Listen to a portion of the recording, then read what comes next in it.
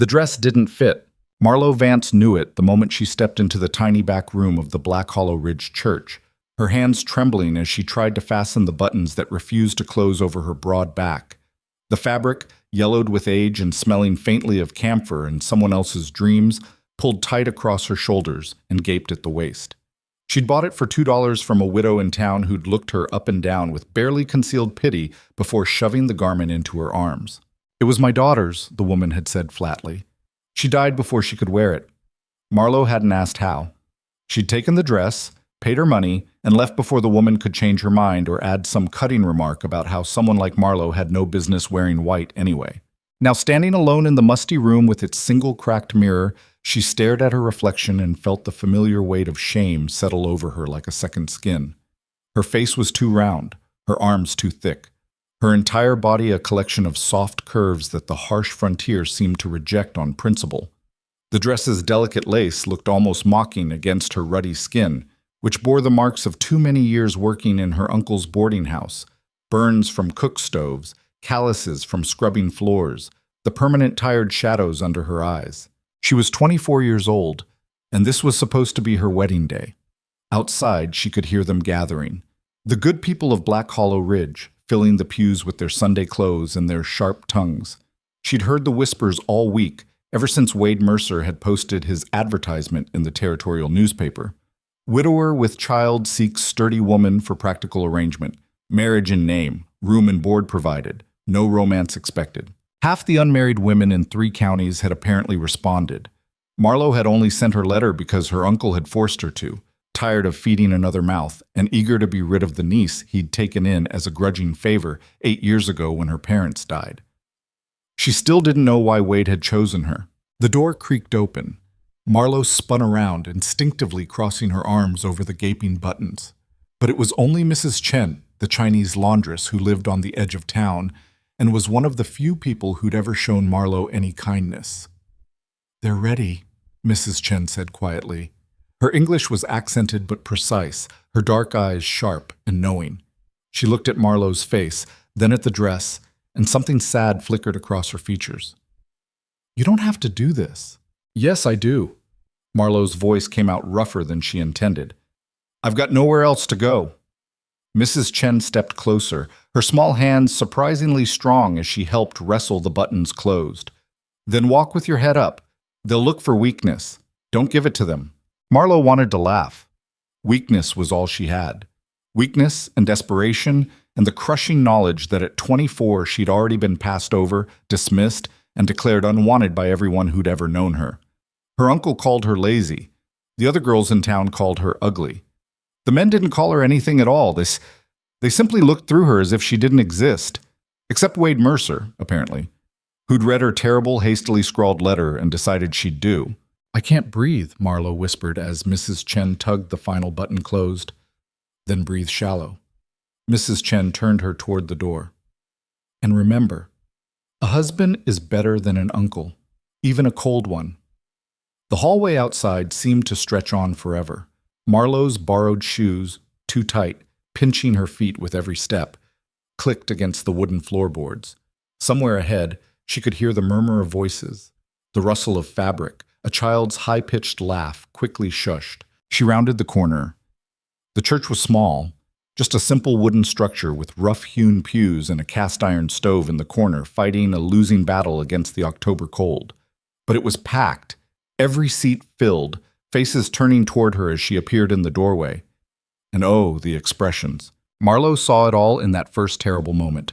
The widened eyes, the raised eyebrows, the mouths falling open in surprise before quickly twisting into something uglier. She saw women lean toward each other, lips moving behind gloved hands. Saw men's faces settle into hard lines of judgment. Saw children stare with the brutal honesty that adults usually hid better. Someone laughed. Just a small sound, quickly stifled, but Marlowe heard it. Her face burned. At the front of the church, beside the stern-faced circuit preacher, stood Wade Mercer. He didn't turn to look at her. Marlowe's feet wanted to stop, to turn around, to run back down that hallway and out into the cold mountain air. But there was nowhere to run to. Her uncle sat in the back pew, his expression thunderous. He'd made it clear that if she backed out now, she could find somewhere else to sleep tonight. And where would she go? She had 47 cents to her name, and winter was coming to the high country. So she walked. Each step felt like drowning. The aisle seemed impossibly long. The whispers grew louder, or maybe that was just in her head, the cruel voices she'd been hearing her whole life finally drowning out everything else. Fat, ugly, worthless, charity case. Who does she think she is? That poor man. Look at her, just look at her. Wade still hadn't turned around. Marlowe focused on his back instead, the broad shoulders straining against a clean but worn jacket, the dark hair touched with early gray, the rigid set of his spine. She knew almost nothing about him except what the town gossips had whispered, that his wife had died 3 years ago, that he lived alone with his daughter on a remote ranch up in the mountains, that he was hard and cold and hadn't smiled since the day they buried his Mary. The whisper said he didn't want a wife. He wanted a housekeeper, a nursemaid, someone to cook and clean and mind his child so he could focus on keeping his struggling ranch alive through another brutal winter. Marlowe could do that. She was good at being useful, at making herself small and quiet and grateful for whatever scraps of existence people were willing to give her. She was 3 steps from the altar when she saw the child. A little girl, maybe 6 years old, sat in the front pew wearing a dress that had been mended so many times, the original fabric was hard to distinguish from the patches. Her hair hung in 2 crooked braids, and her face, thin and pale, with her father's sharp cheekbones and a pair of enormous gray eyes, was turned fully toward Marlowe. Unlike everyone else, the girl wasn't whispering, wasn't laughing. She was just looking, studying Marlowe with an intensity that made her want to glance away. Then Marlowe was at the altar, standing beside Wade, and the preacher was beginning to speak. Dearly beloved. Wade still didn't look at her. His jaw was set, his eyes fixed straight ahead. This close, Marlowe could see the weathering on his face, the lines carved by sun and wind and grief. He was maybe 35, she guessed, old enough to know what he was getting, young enough to probably regret it. She risked a glance at him. His hands were clasped behind his back, knuckles white with tension. A muscle jumped in his jaw. He looked like a man at a funeral, not a wedding. Gathered here at the sight of the Almighty. Another titter of laughter from the pews. Marlowe's vision blurred. She blinked hard, refusing to cry. Not here. Not in front of them. If anyone here has objections, I think she's beautiful. The small voice cut through the preacher's drone like a knife through butter. Every head in the church swiveled toward the front pew. Wade's daughter had stood up. Her thin frame was rigid with defiance, her small chin lifted high. The mended dress hung loose on her, making her look even smaller, even more fragile. But there was nothing fragile in her voice. She's beautiful, the child repeated, louder this time. Her gray eyes blazed. And she's going to be my mama, so everyone should stop laughing right now. The church fell silent. Not the peaceful silence of a holy place, but the shocked, airless silence of people who'd just been slapped. Marlowe couldn't breathe. The too-tight dress suddenly felt even tighter. She stared at the little girl, at those fierce eyes in that pale face, and something in her chest cracked open. Emma? Wade's voice was rough, barely above a whisper. Sit down. No. Emma crossed her thin arms. They're being mean. You said people shouldn't be mean. Emma, she's pretty, and I like her, and she's my mama now. Each word came out clipped and clear. So they should stop. Marlowe wanted to say something, to tell this small, fierce creature that she didn't have to do this, that it was okay, that Marlowe was used to it, but her throat had closed up entirely. Wade's hand found her elbow. The touch was brief, impersonal, but it steadied her somehow. We should continue, he said to the preacher, his voice still rough. The preacher, a thin man with spectacles and a prominent Adam's apple, cleared his throat nervously. Yes, well, as I was saying, but the moment had shifted. Marlowe could feel it in the air, in the way the whispers had changed quality. Emma remained standing, small and defiant, and slowly, very slowly, other people began to look uncomfortable. A woman in the third row had the grace to look ashamed. A man near the back suddenly found his boots very interesting. The ceremony continued. Wade's responses were flat, emotionless. Marlowe's voice shook on every word. The preacher rushed through the vows as if he wanted to be anywhere else. You may kiss the bride. Wade turned to her for the first time.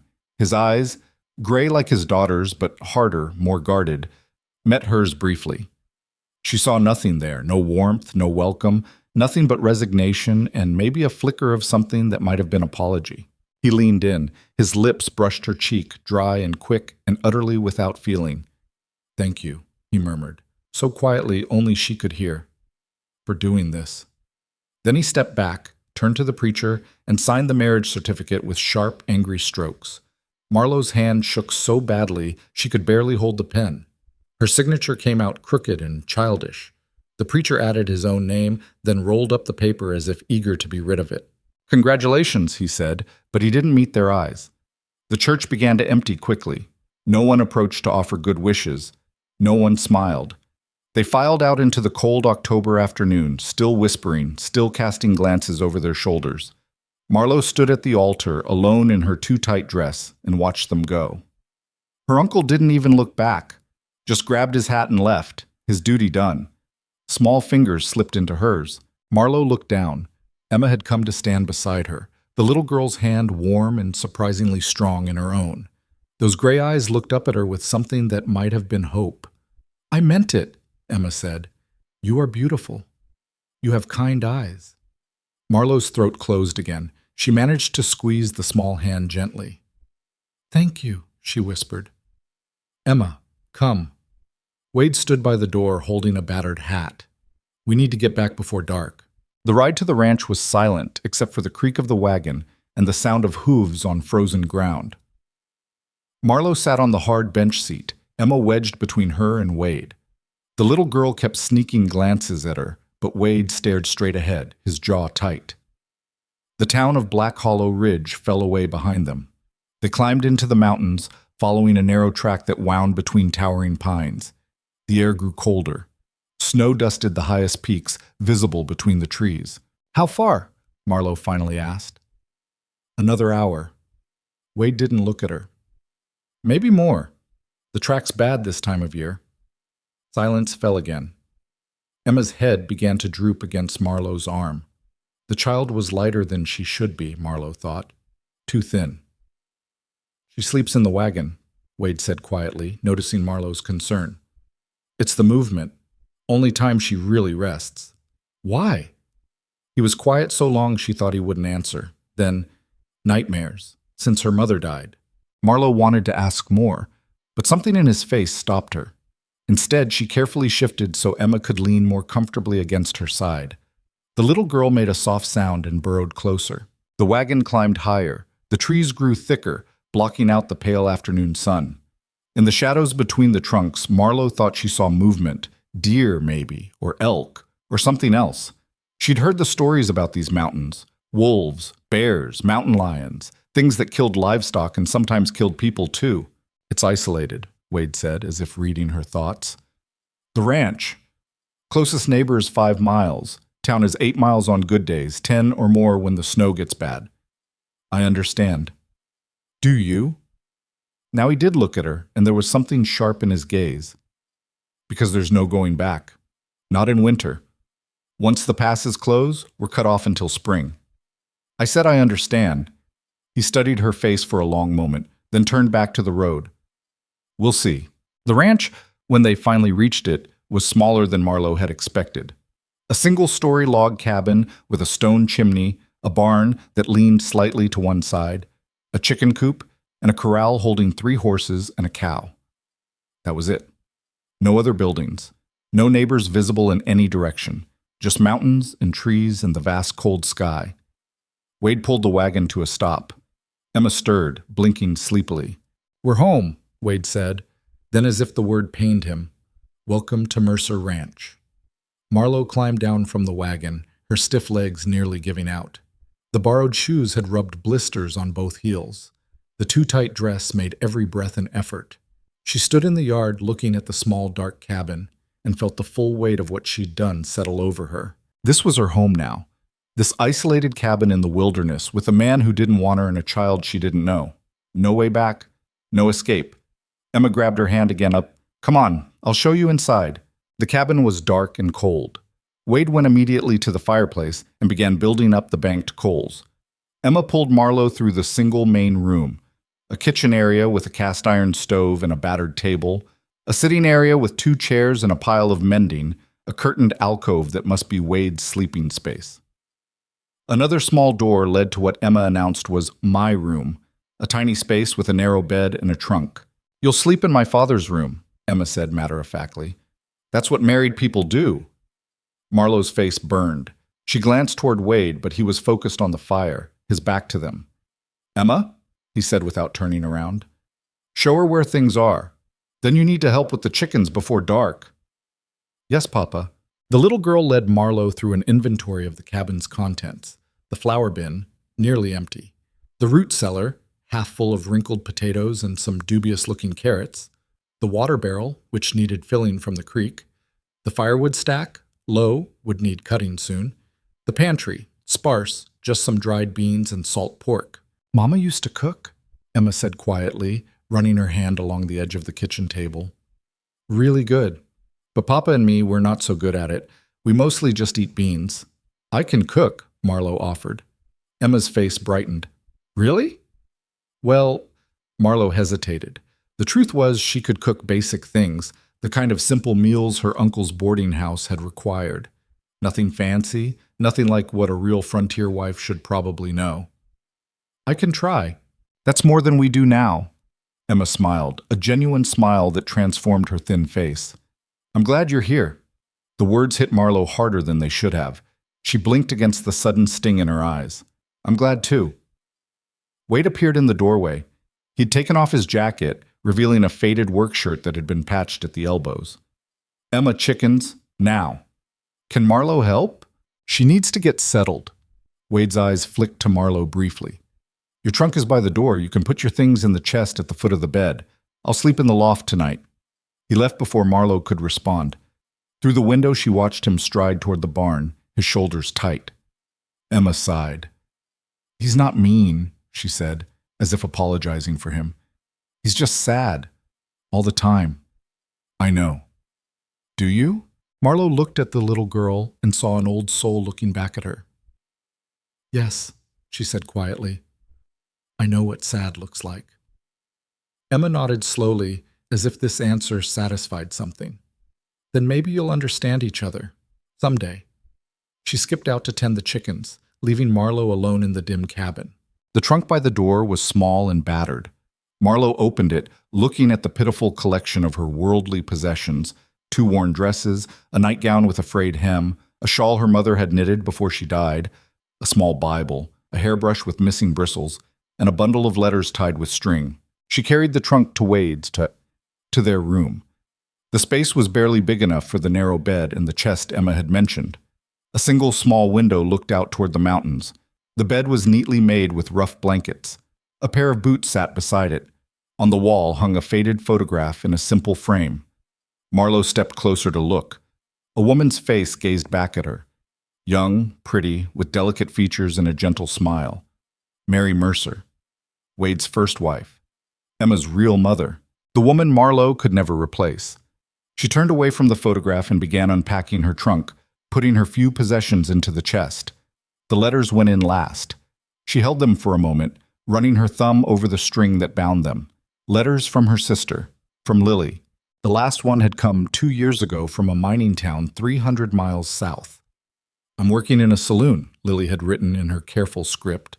"It's not what you think, just serving drinks. I'm trying to save money.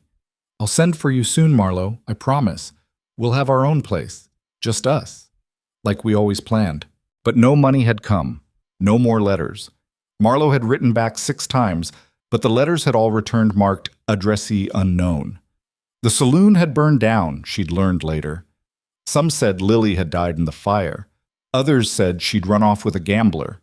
Still others whispered darker things about debt collectors and men who bought girls and roads that led into territories where no one asked questions. Marlowe didn't know which story was true. She only knew her little sister was gone, swallowed by the vast, brutal frontier, and she'd been powerless to save her. She tucked the letters into the bottom of the chest and closed the lid. Outside, the light was fading fast. Through the window, she could see Emma scattering feed to a small flock of scraggly chickens. Wade was at the woodpile, his axe rising and falling in steady rhythm. This was her life now. This cabin, these mountains, this silent, grieving man and his too thin daughter. Marlowe took off the wedding dress, struggling with the buttons Mrs. Chen had fastened. She changed into one of her work dresses, an ugly brown thing that at least fit properly.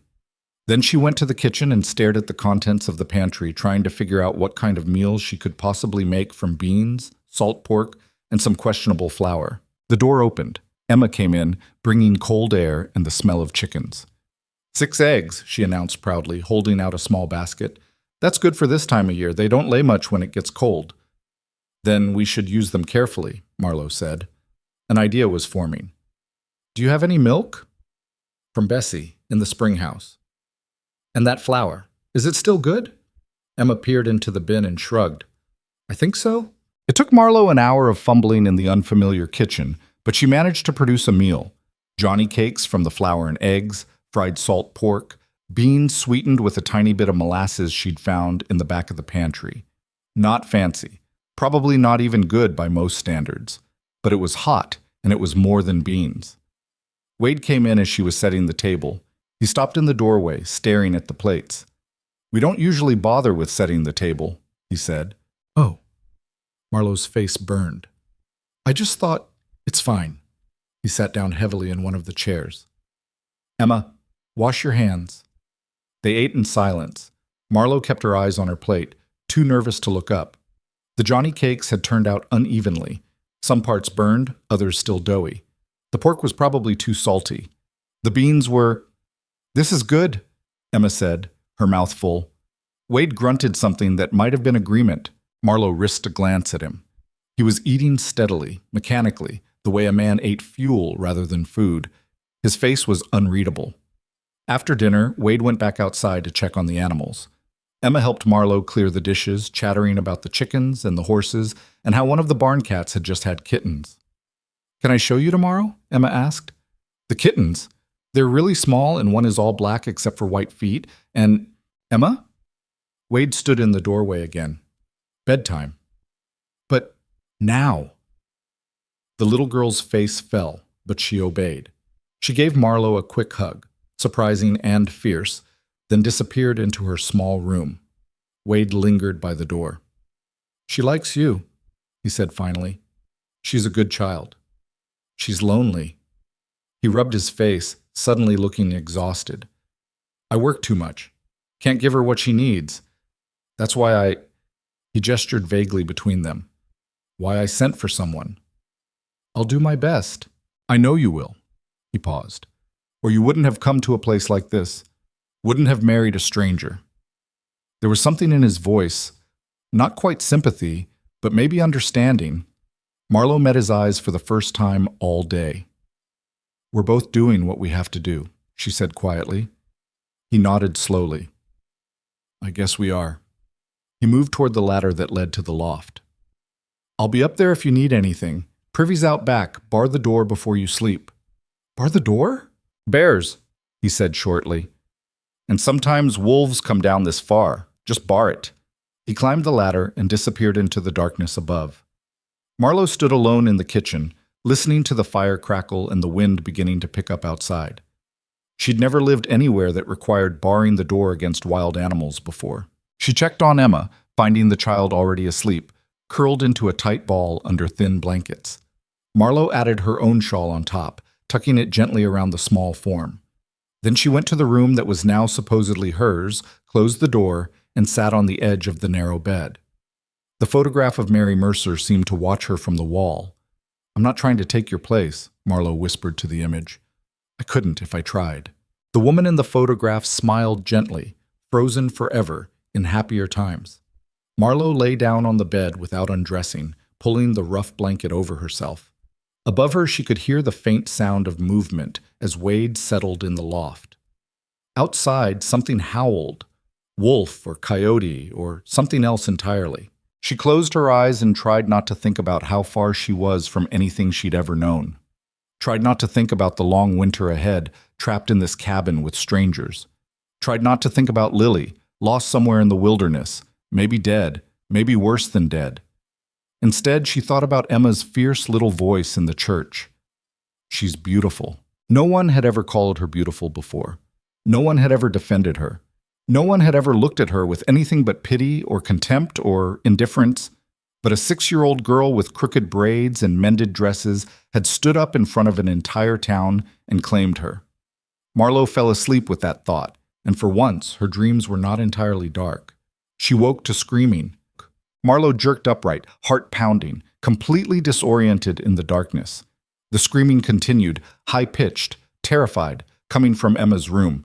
She stumbled out of bed, crashed into the doorframe in the dark, finally found Emma's door and shoved it open. The little girl was sitting up in bed, shrieking, her hands clawing at nothing. Her eyes were open but unseeing, lost in whatever nightmare held her. "Emma!" Marlowe reached for her, but the child flinched violently away. Wade appeared, moving past Marlowe with the ease of practice. He scooped Emma up, holding her tight even as she fought him, still screaming, "Mama! Mama, don't leave! Mama!" "I'm here, baby. I'm here." Wade's voice was raw. "Papa's got you. Mama's burning. She's burning." Marlowe pressed herself against the wall, useless, as Wade rocked his daughter and murmured things she couldn't hear. Slowly, so slowly, Emma's screams faded to sobs, then to hiccuping breaths. Her eyes finally focused. "Papa? I'm here. I saw her again, in the fire." I know, baby." Emma's eyes found Marlowe in the doorway. For a moment, confusion flickered across her tear-stained face, then something like shame. "I'm sorry," she whispered. "I didn't mean to wake you." "You don't have to be sorry." Marlowe's throat was tight. "Are you all right?" Emma nodded against Wade's chest, but her small body was still shaking. Wade stood, still holding his daughter. "I'll stay with her," he said to Marlowe. "You should go back to bed." But Marlowe couldn't move. She stood there watching as Wade carried Emma to the kitchen, poured her some water, sat with her in one of the chairs, and just held her while she cried. The little girl who had called her beautiful was sobbing for her dead mother. And Marlowe, useless as always, could do nothing but watch from the shadows. Eventually, Emma fell back asleep in Wade's arms. He carried her back to bed, tucked her in with a gentleness that contrasted sharply with his usual harsh demeanor. When he came out, he found Marlowe still standing in the hallway. 3 or 4 times a week, he said quietly. Sometimes more. She saw it happen. The fire. What happened? His face went hard. Barn fire. 3 years ago. Mary went in to save the horses. The roof came down on her. He paused. Emma watched from the window. Couldn't get out. I had to hold her back to keep her from running in too. Oh, God. So she dreams about it. About fire and screaming and burning, and I hold her until it passes. Wade's voice was flat, emotionless, but his hands were shaking. That's all I can do. Hold her and lie and tell her it'll get better. Does it get better? What do you think? Marlowe had no answer for that. Wade moved past her toward the ladder. You should know what you've gotten into. This isn't a normal household. Emma's not a normal child, and I'm not...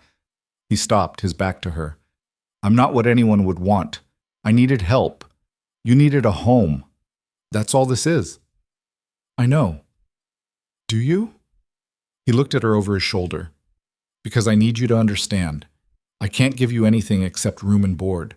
No affection. No, I don't expect those things. Good. He climbed the ladder halfway, then paused. But Emma's already attached to you. I can see it. So whatever happens, whatever you're here for, don't hurt her. She's been hurt enough. Then he was gone, leaving Marlowe alone again in the dark cabin. She went back to bed, but she didn't sleep. She lay there listening to Emma's quiet breathing through the thin wall, Wade's movements in the loft above, the wind rattling the shutters. This was her life now, a broken family and a broken home held together by necessity and nothing else. And somehow, she was supposed to help. Marlowe stared at the ceiling and wondered if she'd made the biggest mistake of her life, or if maybe, just maybe, she'd finally found the place where she was meant to be, even if that place was cold and dark and full of ghosts. Morning came too early and too cold. Marlowe woke to the sound of the cabin door banging shut and Wade's boots on the porch. Through the single small window, she could see the sky was still more black than gray. Her breath puffed white in the freezing air. The fire had died sometime in the night. She forced herself out of bed, every muscle protesting. The borrowed shoes had left her feet covered in blisters that had broken and bled into her stockings. Her back ached from the too-thin mattress. Her head pounded from lack of sleep. Welcome to married life. She pulled on her brown work dress, wincing as the fabric scraped over her raw heels. In the main room, she found Emma already awake, sitting at the table in her nightgown, staring at nothing. "Morning," Marlowe said softly. Emma's head snapped up. Her eyes were red-rimmed, her face pale. "I'm sorry about last night." "Don't be. I know I'm too old for nightmares. Papa says—" "Your papa doesn't say anything of the sort." Marlowe moved to the cold stove, trying to figure out how to restart it. "Everyone has bad dreams sometimes." "Not like mine." Marlowe looked at the little girl, at the old sadness in those young eyes, and felt something crack in her chest. "No," she admitted. "Probably not like yours." Emma hugged her knees to her chest. "Do you have nightmares?" "Sometimes." "About what?" Marlowe paused, her hands on the stove door. "My sister," she said finally, "about losing her and not being able to find her again." "Where did she go?" "I don't know. That's the worst part." Emma considered this. "That is worse," she agreed. "At least I know where Mama went. She's in the ground behind the barn. I can visit her whenever I want." The matter-of-fact tone somehow made it more heartbreaking. The door opened again. Wade came in carrying a bucket of water from the creek, ice already forming on the surface. He set it down by the stove without looking at either of them. "Fire's out," he said. "I'm working on it." "There's kindling in the box, paper in the drawer. Get it hot before you try to cook anything." "I know how to start a fire," Marlowe said, more sharply than she intended. Wade's eyebrows rose slightly. "Do you?" She wanted to snap at him, but the truth was she'd never started a fire in a cast-iron stove before. Her uncle's boarding house had a modern range. This thing was ancient and temperamental, and she had no idea what she was doing. "Emma can show you," Wade said, reading her face. "I need to feed the stock." He left again, letting in another blast of cold air. Emma patted over in her bare feet and opened the drawer, pulling out some crumpled newspaper. "You have to stuff this in first, then the kindling, then one bigger log on top, but not too big or it won't catch. Papa gets mad when I waste matches." Together they got the fire started, though it took 3 matches and produced more smoke than heat at first. By the time Wade came back in, Marlowe had managed to get water boiling for coffee and was attempting to fry some salt pork in the same pan from last night. Wade washed his hands in the basin, his movements economical and tired. "The henhouse needs mucking out," he said, "and there's laundry that should have been done last week. Pumps behind the cabin. You'll need to break the ice on it first." "All right." "Firewood's running low. I'll spend most of today cutting more, so you and Emma will need to handle the other chores." "Fine." He finally looked at her directly. "You ever done any of this before? Real ranch work?" Marlowe's face burned. "I worked in my uncle's boarding house, cleaning, cooking, laundry. That's town work. This is different." He sat down at the table, still watching her. "Things die out here if you don't do them right.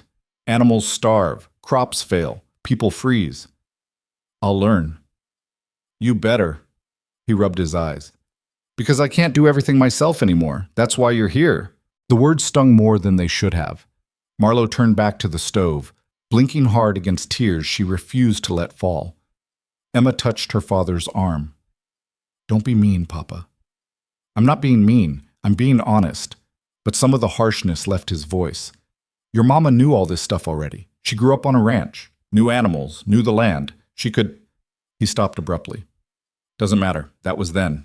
The salt pork burned while Marlowe stood frozen, staring at the pan. She scraped it onto plates anyway, added some beans from last night, poured weak coffee into chipped mugs. They ate in silence. The pork was charred and greasy. The beans were cold in the middle. The coffee tasted like dirt.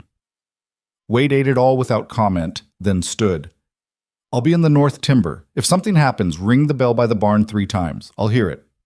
"What kind of something?" "Bear, mountain lion, stranger, anything that doesn't belong." He pulled on his heavy coat. "Don't go past the cleared area. Don't let Emma out of your sight. And for the love of—" He caught himself. "Just be careful." Then he was gone, leaving Marlowe and Emma alone in the silent cabin. Emma pushed her beans around her plate. "He's not usually this grumpy." "Yes, he is," Marlowe said. The little girl giggled, then clapped her hand over her mouth as if surprised by the sound. Come on," Marlowe said, standing. "Show me where everything is, and we'll start with that hen house." The next hours were brutal. The hen house was worse than Marlowe had imagined, ankle-deep in filth, reeking, filled with aggressive birds that pecked at her hands when she tried to collect eggs. She slipped twice in the muck, ruining her only work dress. Emma tried to help, but mostly just got in the way, and by the time they finished, Marlowe's back was screaming and her hands were covered in scratches. The laundry was worse. The pump behind the cabin was frozen solid, and it took her 20 minutes of banging at it with a rock before water finally came through in rusty spurts. She had to heat bucket after bucket on the stove, scrub the clothes in a tin tub with harsh lye soap that made her hands crack and bleed, then wring everything out and hang it on lines strung between the cabin and barn. By noon, her hands were raw, her dress was soaked, and she'd accomplished maybe a quarter of what needed doing. Emma brought her a cup of water. "You look tired." "I'm fine." Marlowe wiped sweat from her forehead despite the cold. "Mama used to sing while she worked, said it made the time go faster." "I don't know any songs." "Really? Not any?" Marlowe thought back. Her mother had sung sometimes before she got sick. Church hymns mostly, and a few old ballads. But Marlowe's voice had always been too rough, too loud. Her uncle had told her to shut up more times than she could count. "Nothing worth hearing," she said finally. Emma looked disappointed. "Oh." They worked in silence after that. Emma helped where she could, which sometimes made things harder, but Marlowe didn't have the heart to send her away. The child was so eager to please, so desperate for company, that even Marlowe's clumsy attempts at housework seemed wonderful to her. Around mid-afternoon, they heard the steady rhythm of Wade's axe from somewhere in the trees.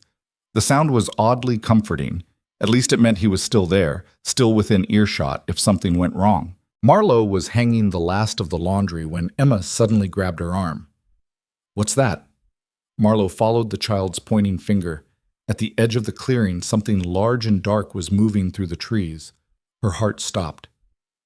"Inside," she whispered. "Now." "But now, Emma." They ran for the cabin. Marlowe's hands shook so badly she could barely lift the bar to lock the door behind them. Through the window, she watched the shape move closer. Not a bear. Too tall. Not a wolf. Too big. A horse. Relief flooded through her, followed immediately by confusion. The horse came fully into view, a rangy gray mare with a rider slumped in the saddle. "It's just someone traveling through," Emma said, pressing her face to the window. "Papa says we have to be neighborly." But Marlowe's instincts screamed otherwise. The rider's posture was wrong, too loose, too still. She thought about Wade's words. "Ring the bell 3 times. "Stay here," she told Emma. "But stay. Here."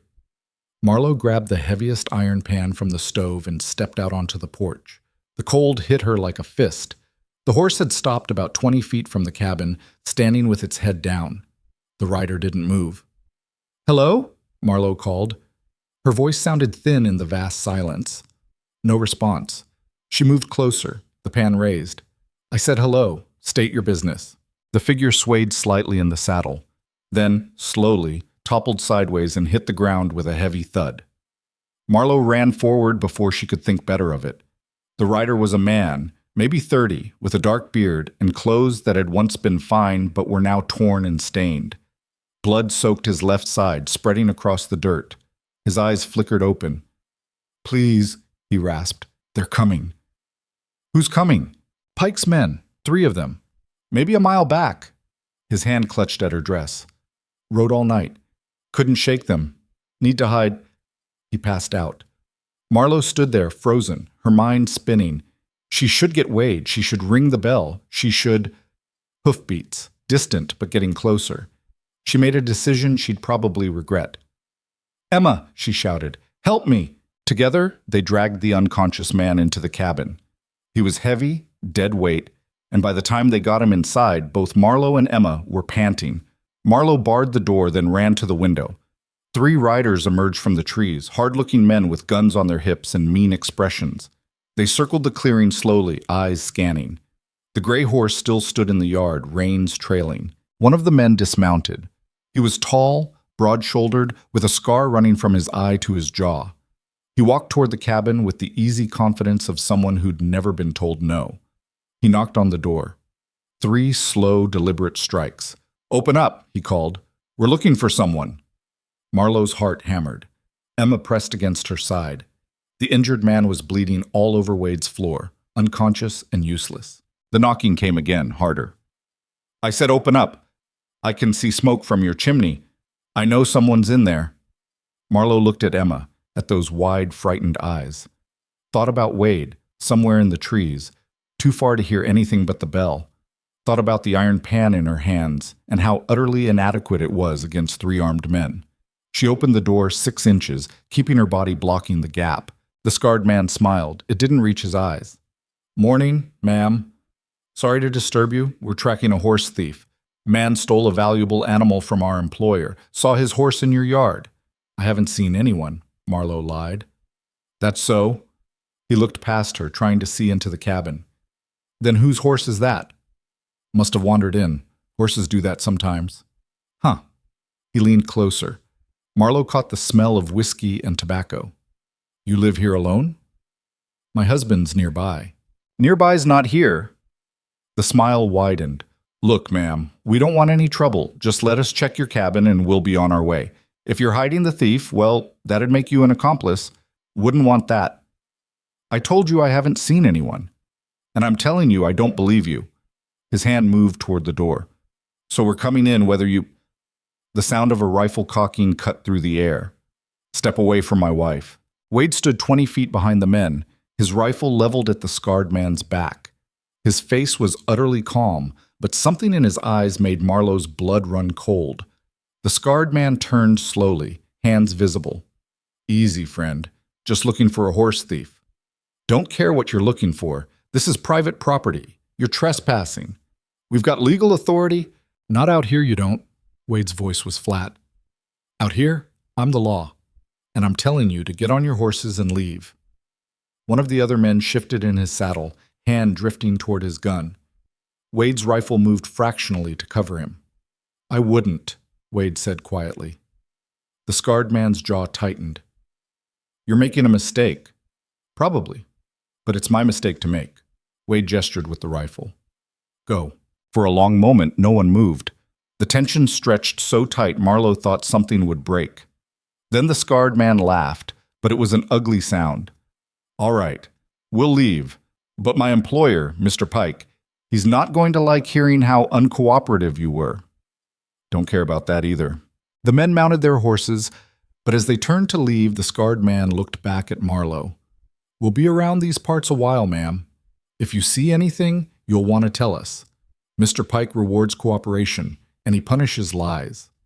They rode off into the trees. Wade kept his rifle up until they were out of sight, then lowered it slowly.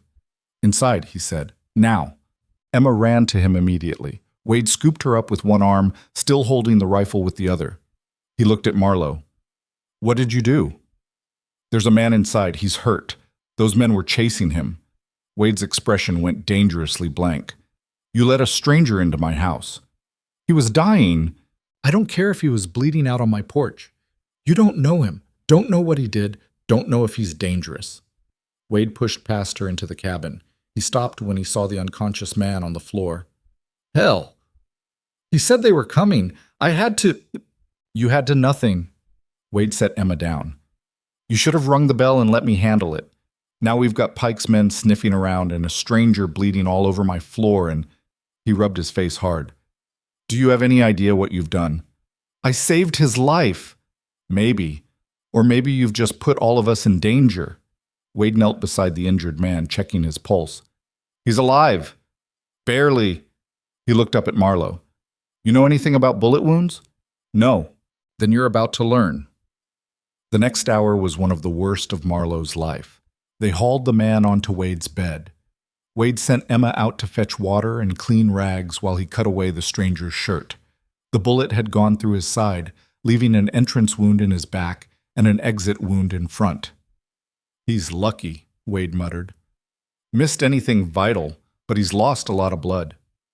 What do we do? Clean it. Pack it. Hope it doesn't go septic. Wade looked at her. You got a strong stomach? Marlowe thought about the hen house, the slaughtered chickens her uncle used to make her pluck, the time she'd helped birth a calf that came out wrong. Strong enough. Good. Hold him down. This is going to hurt even though he's out. Wade poured whiskey directly into the wound. The man's body arched, a scream tearing from his throat even in unconsciousness. Marlowe threw her weight across his chest, holding him down while Wade worked with quick, efficient movements. Emma appeared in the doorway, water sloshing from the bucket. She stared at the blood, her face going white. Out, Wade ordered. Emma, out. Now. But go check on the chickens. Make sure they have water. Don't come back until I call you. The little girl fled. It took 20 minutes to clean and pack the wounds.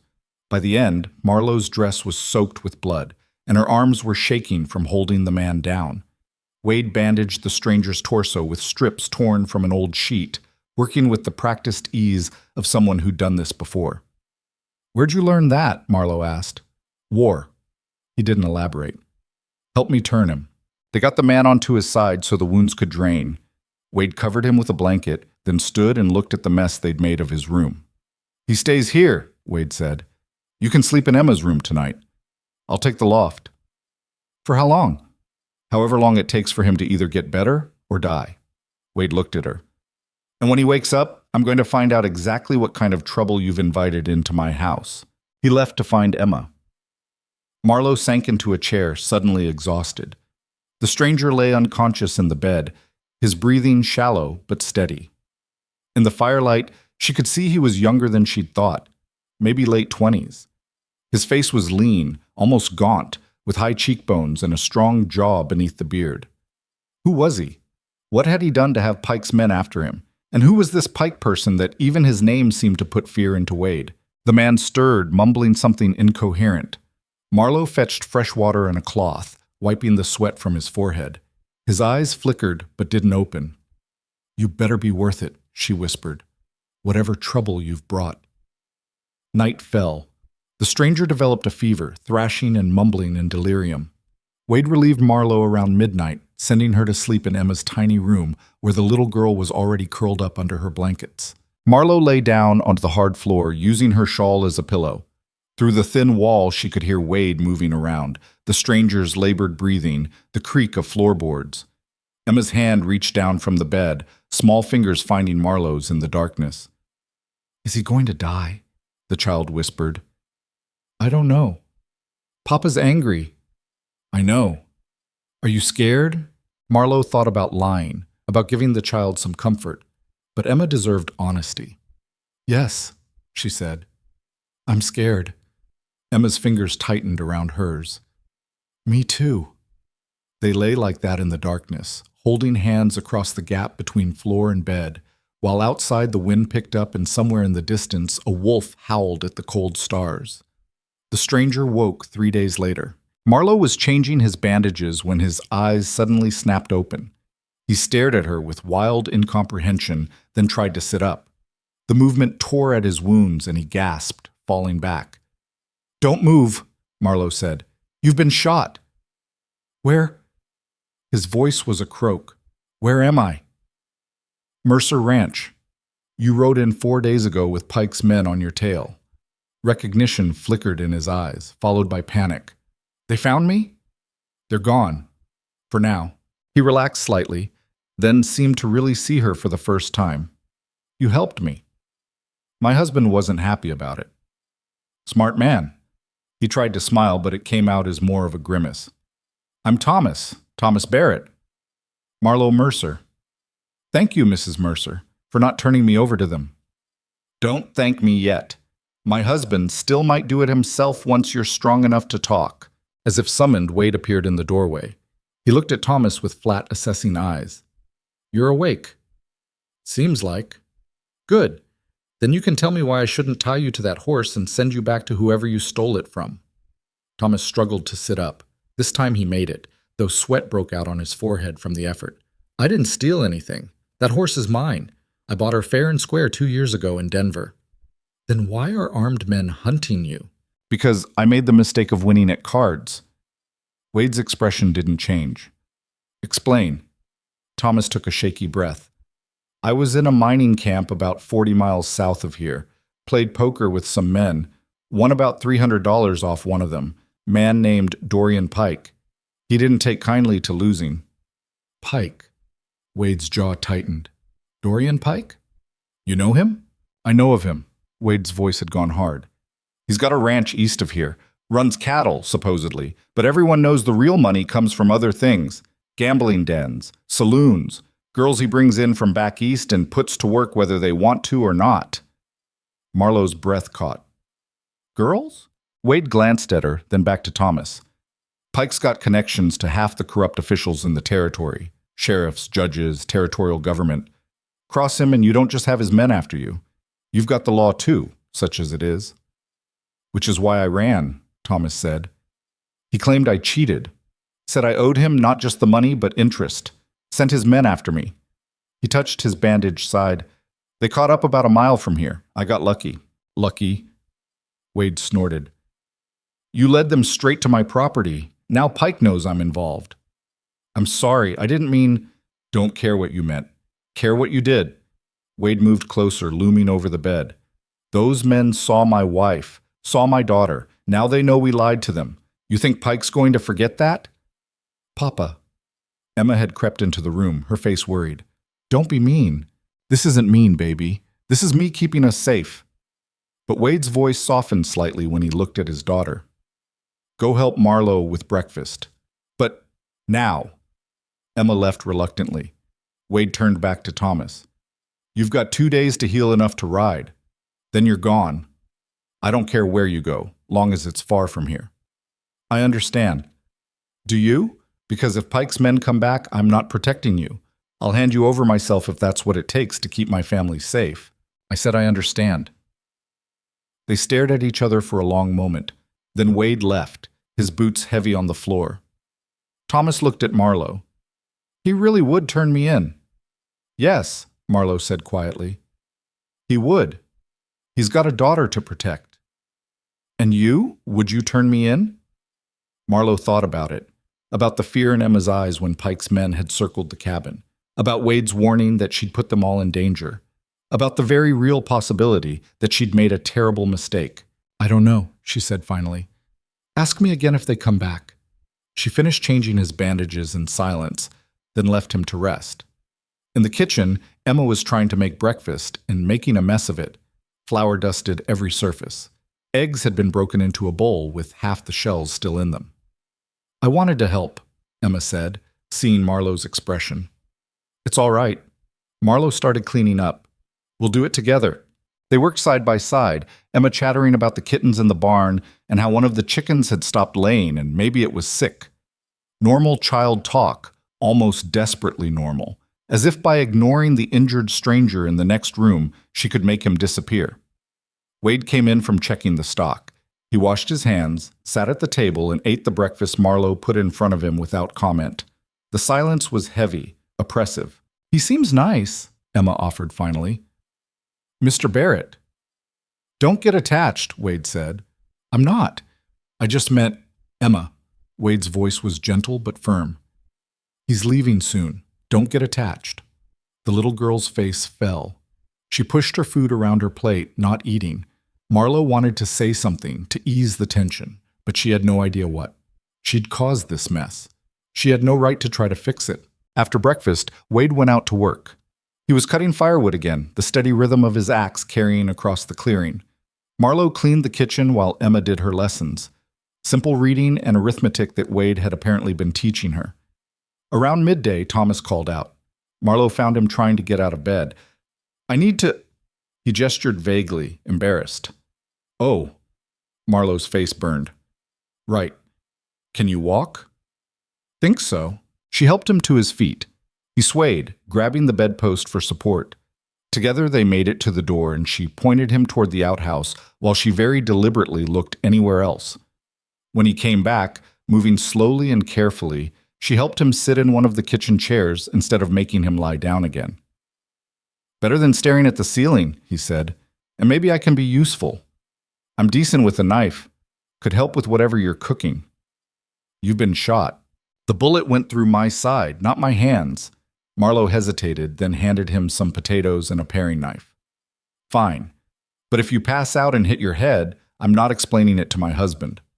Thomas smiled, a real smile this time. Deal. They worked in companionable silence. Thomas was indeed good with a knife, peeling the potatoes in long, smooth strips despite the obvious pain it caused him to move. Emma wandered over, curious, and soon was peppering him with questions. Where are you from? Philadelphia originally. That's back east, right? Is it nice there? Parts of it. Other parts not so much. Why'd you leave? Thomas paused in his peeling. My wife died, he said quietly. Cholera outbreak 3 years ago. After that, the city just felt empty. So I headed west looking for something different. Did you find it? Found a lot of hard work and dangerous men, mostly. He glanced at Emma. Your mama died too, didn't she? Emma nodded. In a fire. I still dream about it. I dream about my wife sometimes. About the day she got sick. Does it get better, the dreaming? Thomas considered this with the seriousness the question deserved. Not better exactly, but different. Eventually you dream about the good times too, not just the bad. Really? Really. Emma absorbed this, something like hope flickering across her face. Then she looked at Marlowe. Do you dream about your sister? Sometimes, Marlowe admitted. Thomas dreams about his wife. You dream about your sister. Papa dreams about Mama. Emma counted on her fingers. Everybody's sad about somebody. The simple truth of it hung in the air. Marlowe felt her throat tighten. Guess that's true, Thomas said softly. But that's what makes the good moments matter more, don't you think? When you find them? Emma thought about this, then nodded slowly. Maybe. They finished making a stew, humble and simple, but better than beans. When Wade came in for dinner, he stopped short, seeing Thomas at the table. You should be in bed. Felt strong enough to help. Thomas gestured at the pot. Your wife's a good cook. She's learning. Wade's tone was neutral, but his eyes flicked to Marlowe with something that might have been approval. They ate together, the four of them crowded around the small table. It should have been awkward, but somehow it wasn't. Thomas told stories about his travels west, carefully edited for Emma's ears, Marlowe suspected, and even Wade cracked the ghost of a smile once or twice. After dinner, Emma begged Thomas to tell her more stories. Wade started to object, then sighed. One story, then bed. Thomas told her about seeing the ocean for the first time, about ships with sails as tall as buildings and water that stretched to the horizon. Emma listened with rapt attention, her eyes wide. When the story ended, she hugged Thomas goodnight with the easy affection of a child who hadn't learned to guard her heart yet. I'm glad you didn't die, she said seriously. Me too, little miss. Wade carried Emma to bed, leaving Marlowe alone with Thomas. The silence stretched, not quite comfortable, but not hostile either. Your husband's a good man, Thomas said finally. Hard, but good. You can see it in how he looks at his daughter. How does he look at her? Like she's the only thing in the world worth protecting. Marlowe thought about that. And me? How does he look at me? Thomas met her eyes, like he's trying to figure out if you're going to break his daughter's heart. The truth of it stung. I wouldn't... I know. I can see that too. He smiled slightly. She's already attached to you. Maybe he is too, even if he won't admit it. He's not attached to me. This is a business arrangement. Is it? Because from where I'm sitting, it looks like something else. Before Marlowe could respond, Wade came back in. He looked between them, his expression unreadable. Time for you to rest, he said to Thomas. Right. Thomas stood carefully, wincing. Good night, Mrs. Mercer. Mr. Mercer. He shuffled back to the bedroom. Wade watched him go, then turned to Marlowe. He's getting too comfortable. He helped with dinner. I don't care. Day after tomorrow, he leaves. Wade, no. His voice was firm. I've already let this go on longer than I should have. He rides out Friday morning, and that's final. He climbed to the loft without another word, leaving Marlowe standing alone in the kitchen with a sink full of dishes and a knot in her stomach. She finished cleaning up, checked on Emma, who was already asleep, then lay down on the floor of Emma's room and stared at the ceiling. 2 days. Then Thomas would be gone and Pike's men might come back, and everything she'd done might have been for nothing. Or worse than nothing. Outside, the wind howled through the trees, carrying with it the first whispers of winter.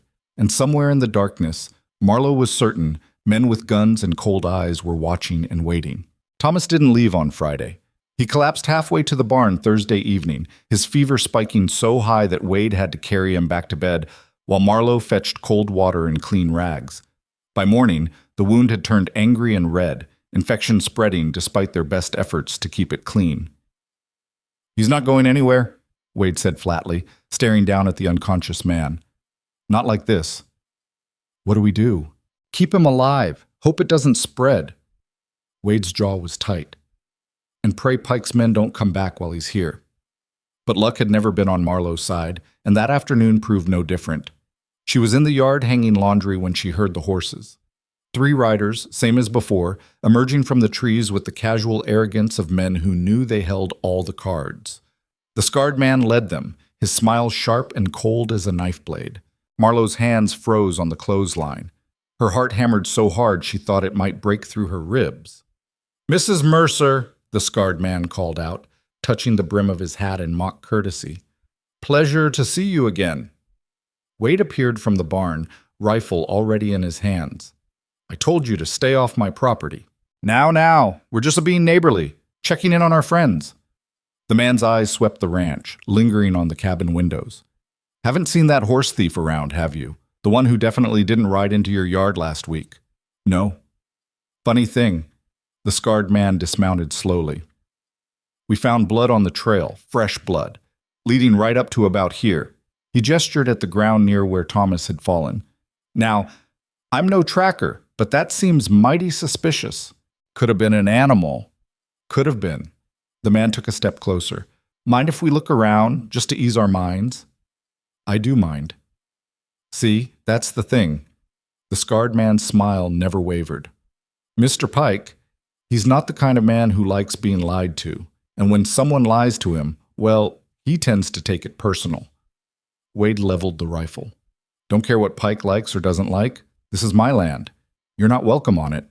One of the other men shifted in his saddle. "There's 3 of us and 1 of you. Can't shoot all of us before we shoot back." Wade's voice went deadly quiet. "Maybe not, but I'll sure as hell get you first, and your friends will have to explain to Pike how they let his best man get killed over some petty grudge." The scarred man's smile finally slipped. His hand drifted toward his gun. "I wouldn't." Emma's small voice cut through the tension. Everyone turned. The little girl stood on the porch holding Wade's second rifle, a weapon almost as big as she was, pointed with shaking hands at the mounted men. "Emma, get inside," Wade said, his voice tight with barely controlled fear. "No." Emma's chin lifted. "They're being mean again. You said people who are mean should leave." The scarred man laughed, but it sounded forced. "That's cute. Little girl playing soldier." "She might be little," Wade said, "but that rifle's loaded, and at this distance even a child could hit something important. You want to risk it?" The standoff stretched. Marlowe stood frozen by the clothesline, afraid to move, afraid to breathe. Emma's arms were shaking from holding the heavy rifle, but she didn't lower it.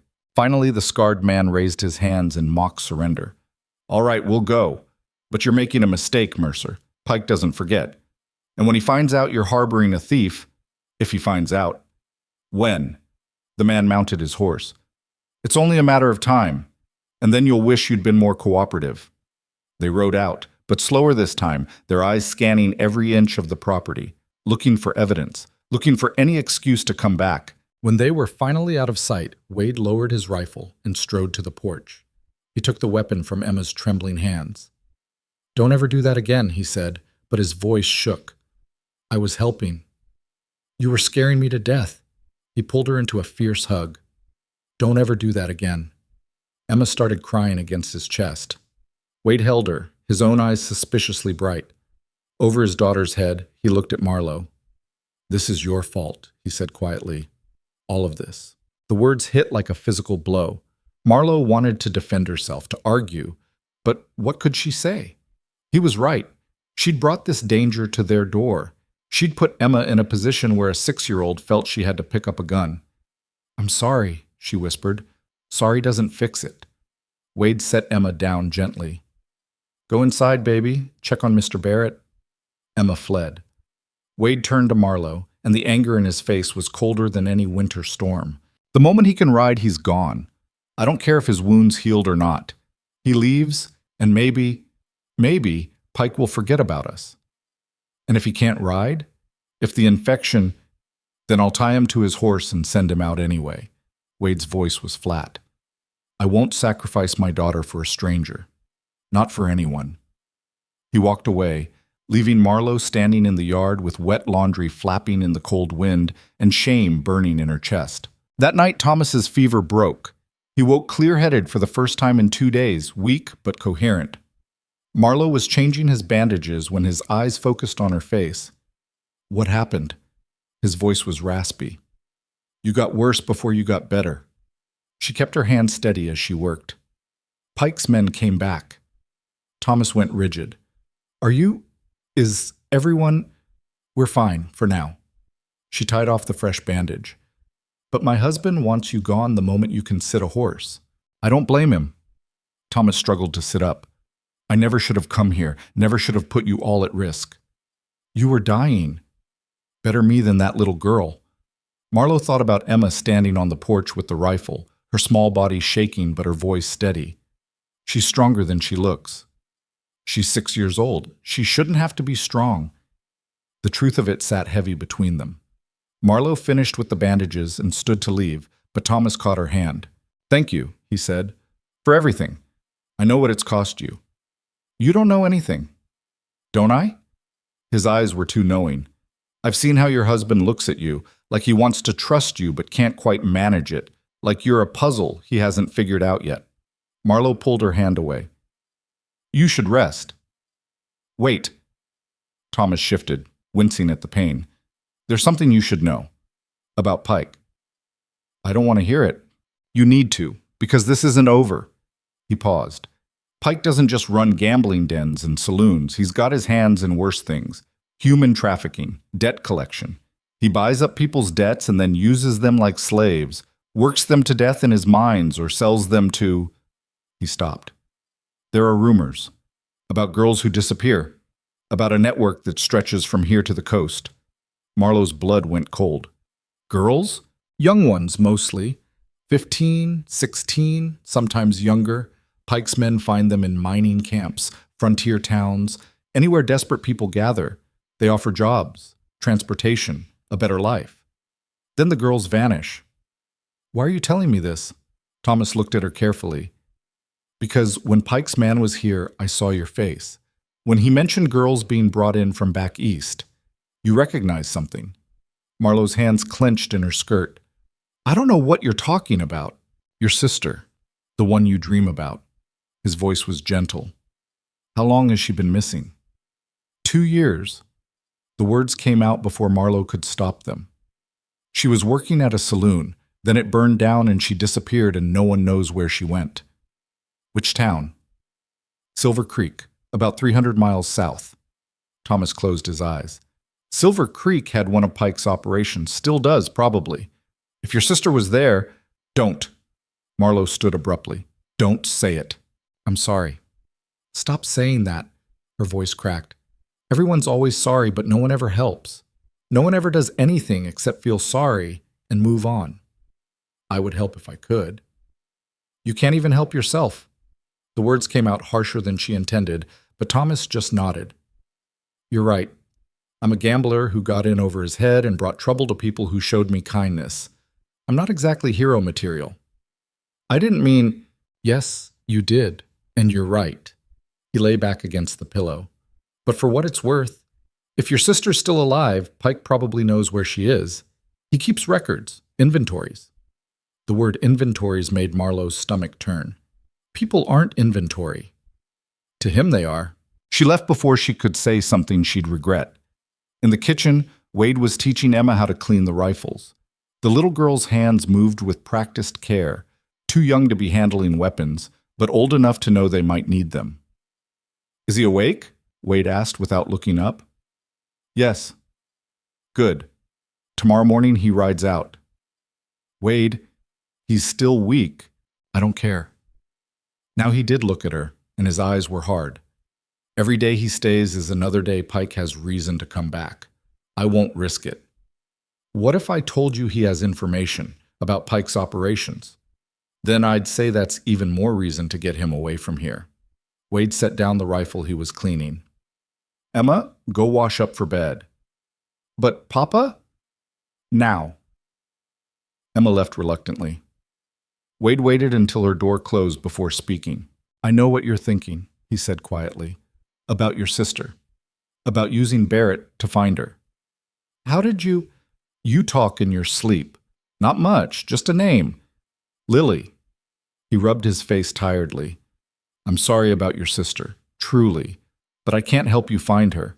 I've got Emma to protect. I'm not asking you to help. Aren't you? He stepped closer. Because that's where this is heading. You want to use Barrett's information to go after Pike. Maybe find out what happened to your sister. And that's a death sentence. She's my family. And Emma's mine. So's this ranch, such as it is. I won't throw that away on a maybe, on a sister who's probably already... He stopped. Already what? Dead? Say it. I wasn't going to. But you were thinking it. Everyone thinks it. Marlowe's voice shook. My uncle thought it. The people in town thought it. Now you think it too. Poor Lily, probably dead in a ditch somewhere. Best to just forget about her. That's not what I said. It's what you meant. They stared at each other, the anger crackling between them like lightning before a storm. Emma's door creaked open slightly. She was listening, Marlowe realized, but neither adult looked away. I married you to help with Emma, Wade said finally. To give her some kind of normal life. Not to get dragged into some vendetta against the most dangerous man in the territory. I didn't ask to be dragged into it either, but here we are. Here we are, Wade agreed. And tomorrow, Barrett leaves. End of discussion. He grabbed his coat and went outside, the door slamming behind him. Marlowe stood in the empty kitchen, her hands shaking with frustration and fear, and something darker she didn't want to name. Emma emerged from her room. Are you going to leave? What? To find your sister. Are you going to leave us? The question hit Marlowe like a punch. No, I'm not leaving. Promise? Marlowe looked at the little girl's worried face and felt her heart crack. I promise. Emma nodded, but she didn't look entirely convinced.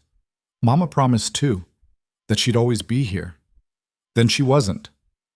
Emma, everyone leaves, one way or another. The child's voice was matter-of-fact, resigned. I'm used to it. She went back to her room and closed the door softly. Marlowe stood alone, the weight of her promise sitting heavy on her shoulders. She'd meant it. She wouldn't leave Emma. But that meant abandoning any hope of finding Lily, of knowing what had happened, of maybe, just maybe, saving her if she was still alive. The choice should have been easy. She barely knew Emma, had only been here a few weeks. Lily was her blood, her sister, the only family she had left. But when she thought about leaving, about walking away from this cold cabin and the grieving man and the traumatized child, something in her chest twisted painfully. She'd started to care, despite everything, despite Wade's coldness and the isolation and the constant fear. She'd started to care, and that terrified her more than Pike ever could. Morning came gray and cold.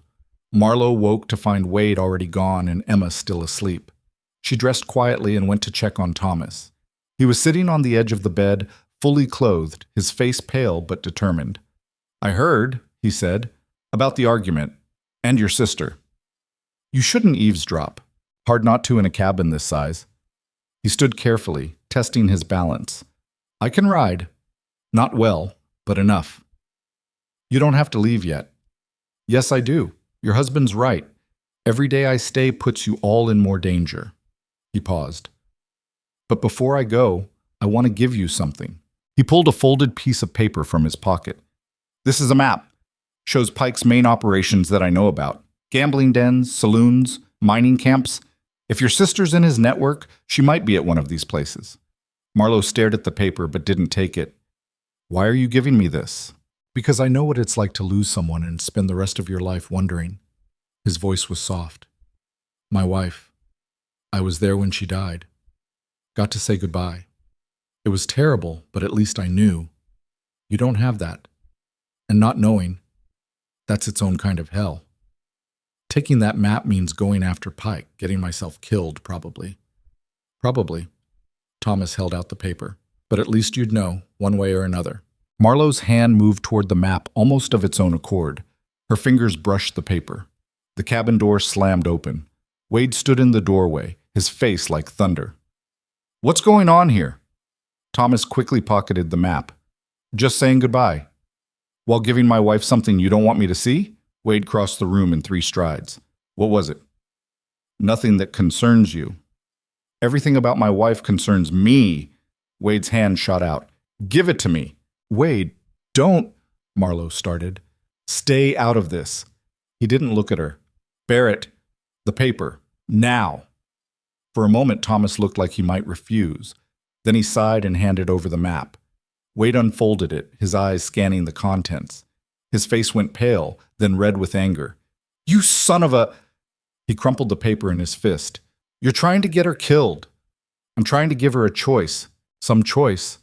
Go after Pike and die, or live with not knowing." Wade threw the map into the fireplace. The paper caught, flames consuming the carefully marked locations. "She's not going after Pike. She's staying here, staying safe. And that's final." "That's not your decision," Marlowe said quietly. Wade spun on her. "Like hell it isn't. You're my wife." "On paper. For convenience." The words came out colder than she intended. "You said so yourself. This is just an arrangement. It's more than that, and you know it." "Do I?" Marlowe stepped closer. "Because all I know is you needed a housekeeper and I needed a roof. That's not a marriage. That's not anything that gives you the right to make my choices for me. I have the right to keep you from getting yourself killed." "Why?" The question hung in the air. "Why do you care?" Wade opened his mouth, closed it, his hands clenched at his sides. "Because Emma needs you. Emma, not you." "That's not—" He stopped, jaw working. "Emma's already lost one mother. I won't let her lose another." "I'm not her mother." "You are." Emma's voice from the doorway made them both freeze. The little girl stood there in her nightgown, tears streaming down her face. "You are my mama now. You promised you wouldn't leave." "Emma, I'm not—" "You promised." The child's voice broke. "You said you wouldn't leave like Mama did." She ran forward, wrapping her arms around Marlowe's waist and sobbing. Marlowe stood frozen, her hands hovering over Emma's shaking shoulders. "I'm not leaving," she said finally, the words tasting like ash. "I promised. I'm not leaving." Emma's grip tightened. Over the child's head, Marlowe met Wade's eyes. He looked stricken, lost, and for the first time since she'd met him, completely vulnerable. "You should go," he said to Thomas, his voice rough. "Now." Thomas nodded. He moved toward the door, pausing beside Marlowe. "The map's burned, but I remember the locations. If you change your mind, find me in Red Falls. I'll be there for a month or so." "She won't change her mind," Wade said. Thomas didn't respond. He just tipped his hat to Emma, nodded to Wade, and walked out. A few minutes later, they heard hoofbeats fading into the distance. Emma finally stopped crying. She pulled back, wiping her eyes with her sleeve. "I'm sorry, I didn't mean to be a baby." "You're not a baby." Marlowe knelt down to her level. "You're scared. That's different." "Are you really not leaving?" "I really am not leaving." "Even to find your sister?" The question stabbed straight through. Marlowe thought about Lily, about the map burning in the fireplace, about the possibility, slim but real, that her sister might still be alive somewhere. Then she looked at Emma's tear-stained face and made her choice. "Even to find my sister," she said quietly. Emma hugged her again, fierce and desperate. Wade stood watching, his expression unreadable. The rest of the day passed in uncomfortable silence.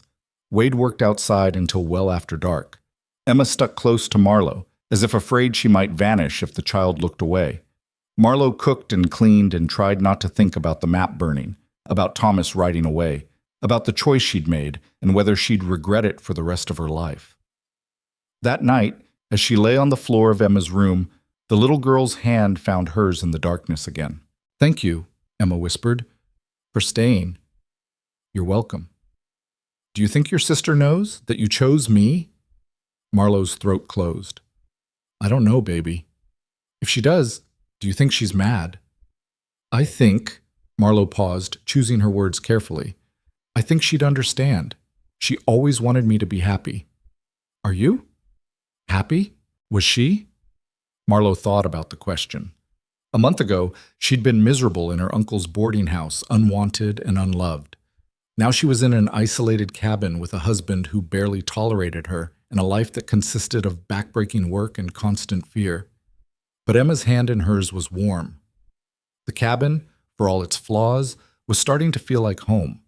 And Wade, despite his coldness, had defended her against Pike's men, had shown her kindness in small, grudging ways. I'm getting there, she said finally. Emma's breathing evened out, sleep claiming her. But Marlowe lay awake, staring at the ceiling and wondering what she'd really given up, and whether the choice she'd made was the right one or just the easier one. The answer didn't come. It never did. So she closed her eyes and tried to sleep, knowing that tomorrow would bring more work, more silence, more of the life she'd chosen. For better or worse, she was staying. 3 weeks passed. October turned to November, and with it came the first real snow. Wade spent his days preparing for winter, cutting firewood, reinforcing the barn, checking the animals. Marlowe learned to milk the cow without getting kicked, to gather eggs without getting pecked bloody, to cook meals that didn't make everyone grimace. Emma thrived. She laughed more, slept better. Her nightmares came less frequently, and when they did, Marlowe was there to hold her until the terror passed. Wade remained distant, but not unkind. He spoke to Marlowe in short sentences, practical exchanges about chores and weather, but sometimes she'd catch him watching her with an expression she couldn't quite read.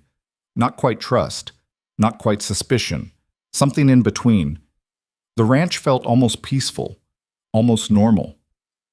Then, 3 weeks to the day after Thomas left, Pike himself came calling. Marlowe saw him first. She was in the yard scattering chicken feed when 6 riders appeared from the trees. The man in front was different from the others, better dressed, sitting straighter in his saddle, radiating authority like heat from a fire. Dorian Pike. He was handsome in a cold, reptilian way, sharp features, pale eyes, a mouth that curved in a smile that never reached those eyes. Maybe 40 years old, though it was hard to tell. He wore a long black coat and a hat with a silver band, and his horse was the finest animal Marlowe had ever seen. Wade emerged from the barn, rifle already in hand. You're trespassing. Mr. Mercer. Pike's voice was smooth, cultured, completely at odds with the rough frontier setting. I apologize for the intrusion. I'm Dorian Pike. I believe you've met some of my associates. I told them to stay off my property. So they informed me, which is why I came personally, to clear up this unfortunate misunderstanding. Pike's smile widened. May I dismount? This conversation will be more pleasant face to face. Nothing about this conversation is going to be pleasant. Nevertheless, Pike swung down from his horse with practiced grace. His men remained mounted, hands resting casually near their weapons. Emma appeared on the porch. Pike's eyes flicked to her, lingered, then moved to Marlowe. Something in his expression made Marlowe's skin crawl. Lovely family, Pike said. How long have you been married, Mr. Mercer? Not long, and yet long enough for your wife to harbor fugitives. The smile never wavered. Thomas Barrett, a card cheat and a thief. I believe he sought refuge here several weeks ago. Don't know anyone by that name? Really? Because my men saw blood, tracked it to your door, and now Barrett's vanished like smoke. Pike stepped closer. Here's what I think happened. I think he showed up here wounded. I think your wife, being a kind-hearted woman, took pity on him, nursed him back to health. And I think you, being a protective husband, sent him away rather than turn him over. Think whatever you want. The problem, Mr. Mercer, is that Barrett owes me money, a considerable amount, and I always collect my debts. Pike's voice remained pleasant, conversational. If you help me find him, I'll forget this whole unfortunate incident. No hard feelings, no consequences. And if I don't, then I'll have to conclude you're complicit in his theft, which would make you my debtor as well. Pike's eyes swept the property. This is a nice ranch, small but nice. Good timber nearby, good water. I'd hate to see anything happen to it. That a threat? An observation. Pike turned his attention to Emma. And that's a beautiful daughter you have. How old? 6? 7? Wade's rifle came up so fast Marlowe barely saw it move. You look at her again, and I'll put a bullet between your eyes." Pike's men tensed, hands moving to their weapons. But Pike himself just laughed. "Easy, Mr. Mercer. I'm simply appreciating your family. No harm in that." He stepped back, hands visible. "But let me be clear. I want Thomas Barrett, and I'm going to find him, with or without your help. The question is whether you want to be my friend or my enemy when I do." "Already decided that." "Have you?" Pike mounted his horse in one smooth motion. "Because being my enemy comes with certain disadvantages. Ask anyone in the territory. They'll tell you what happens to people who cross me. I'll take my chances." "Will you?" Pike looked at Marlowe again, then at Emma. "Will your family?" The threat hung in the cold air like smoke. Wade's rifle remained leveled, but Marlowe could see his hands shaking with barely controlled rage. Pike tipped his hat. "Think about my offer, Mr. Mercer. I'll be in the area for a while, operating out of Black Hollow Ridge. When you change your mind, and you will, you know where to find me." He wheeled his horse and rode off, his men following. They disappeared into the trees, but the sense of menace lingered like a bad smell. Wade lowered his rifle slowly. His face was white, his jaw clenched so tight Marlowe thought his teeth might crack. "Get Emma inside," he said. "Wade, now." Marlowe hurried Emma into the cabin. The little girl was shaking, her face pale. "He was scary," Emma whispered. "I know, baby." "Is he going to hurt us?" Marlowe wanted to lie, to say no, everything would be fine, but she'd promised herself she'd always be honest with Emma. "I don't know," she said, "but your papa won't let anything happen to you, neither will I." Wade came in, moving like a man in a daze. He set the rifle down, then sank into a chair and put his head in his hands. "This is bad," he said quietly. "This is really bad. What do we do?" "I don't know." He looked up at her. "Pike doesn't make empty threats. If he says he'll come after us, he will. And we can't fight him. Not really. He's got too many men, too much money, too much influence. So we just wait for him to decide what to do with us? What choice do we have?" Wade's voice was raw. "I can't take Emma and run. Got nowhere to go, no money to get there. Can't fight, can't hide. We're trapped." Marlowe thought about the burned map, about Thomas in Red Falls, about information that might give them some kind of leverage. But she'd promised to stay, promised Emma. Still. "Maybe there's another way," she said slowly. "There isn't." Thomas said Pike keeps records, inventories of his operations. If we could get hold of those— "No," Wade stood abruptly. "Absolutely not. You're not going anywhere near Pike or his operations." "But if we had evidence, we could go to the territorial governor or the marshals, someone who's probably in Pike's pocket already? Everyone is. That's how men like him operate." Wade crossed to her, gripping her shoulders. "I know you want to help, want to fix this. But the best thing you can do is stay here, stay quiet, and hope he loses interest." "And if he doesn't?" Wade had no answer for that. That night, Marlowe couldn't sleep. She lay in the dark listening to Emma breathe, thinking about Pike's cold eyes and his veiled threats, and the way he'd looked at Emma like she was just another piece of inventory.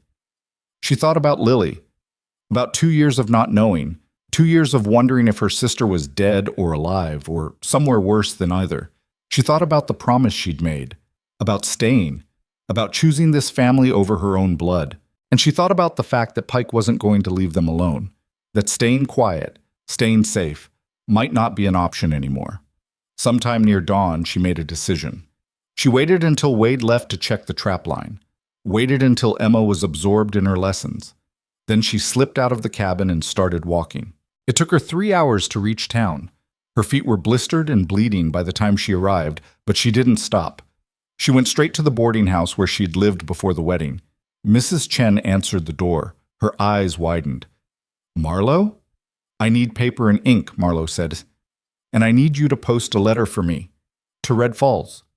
Mrs. Chen studied her face for a long moment, then stepped aside. "Come in," Marlowe wrote quickly, her hand shaking. The letter was short, just a few lines. "Thomas, you were right. I need to know. If your offer still stands, I'll meet you in Red Falls in 3 days. Come alone." She sealed it, addressed it, and handed it to Mrs. Chen, along with the last of the money she'd saved. This is dangerous, Mrs. Chen said quietly. I know. Your husband can't know, not yet. Marlowe met the older woman's eyes. Please, I have to do this. Mrs. Chen nodded slowly. I'll post it today. But Marlowe, be careful. Men like Pike, they don't forgive, they don't forget. I know that too. Marlowe walked back to the ranch, arriving just before Wade returned. Emma ran to her, hugging her tight. Where were you? I was worried. Just getting some air. Needed to walk. Emma accepted this. Wade, when he came in, looked at Marlowe's muddy skirt and bleeding feet, but said nothing. That night at dinner, he finally spoke. Pike was here for a reason, he said. He's planning something. What makes you say that? Because he didn't have to come himself. Could have sent his men. But he wanted us to see him, wanted us scared. Wade pushed food around his plate. He's going to make a move soon. I can feel it. Then maybe we should make one first. Wade's eyes snapped to hers. What does that mean? Nothing. We can't just sit here waiting. That's exactly what we're going to do. His voice was firm. No heroics. No plans. We keep our heads down and hope he moves on to easier prey. Marlowe nodded, not trusting herself to speak. 3 days, she thought. 3 days until she met Thomas in Red Falls. 3 days to figure out how to leave without Emma knowing, without breaking her promise. 3 days to decide if knowing the truth about Lily was worth risking everything she'd found here. The answer should have been simple. But as Emma reached for her hand across the table and Wade watched her with those guarded, complicated eyes, Marlowe realized nothing about this was simple anymore.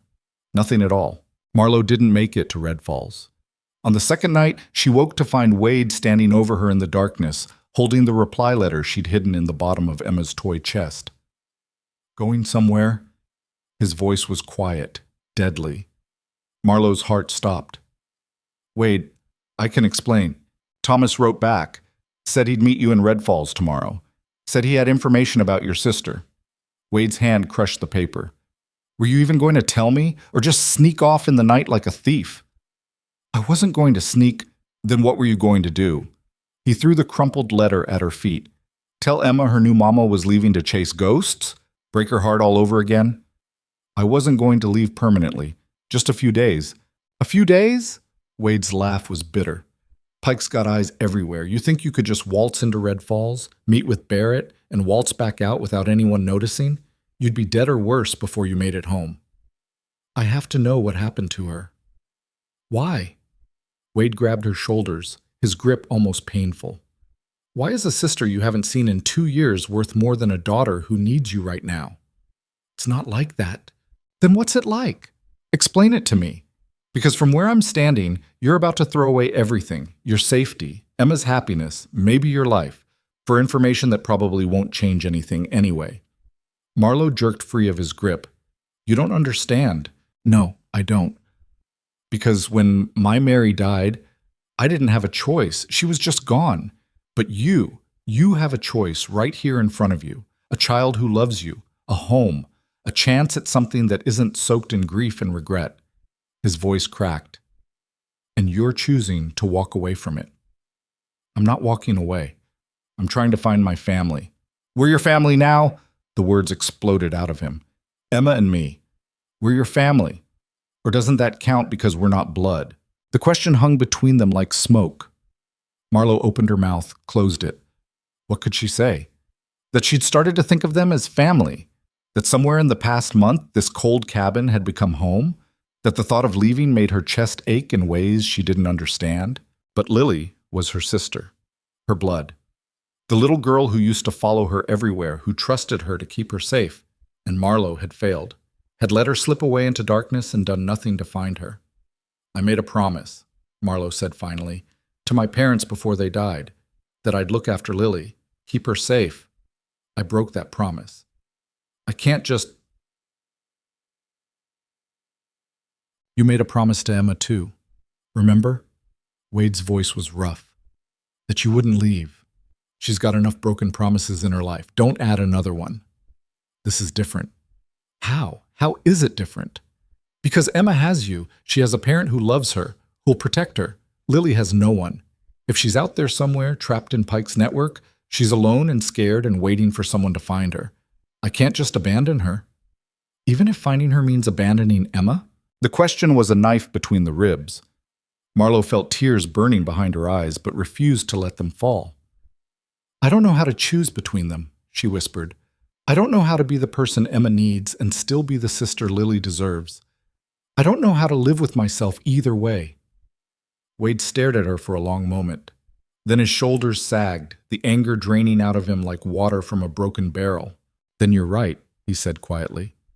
I don't understand, because I'd do anything to keep Emma safe, even if it meant letting go of everything else.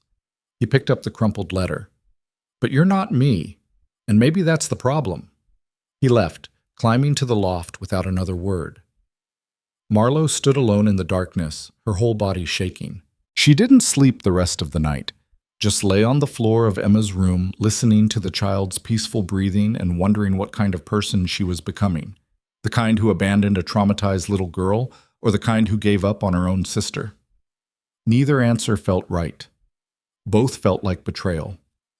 Morning came gray and bitter cold. Wade was already gone when Marlowe got up, the cabin empty except for Emma eating cold biscuits at the table. Papa left early, Emma said around a mouthful of crumbs. He was mad about something. Did you fight again? Sort of. About me? Marlowe looked at the little girl's worried face. No, baby, not about you. Then what? How did you explain adult complications to a 6-year-old? How did you say that sometimes love meant choosing between people you cared about, and no matter what you chose, someone got hurt? Just grown-up stuff, Marlowe said finally. Nothing for you to worry about. Emma didn't look convinced, but she let it drop.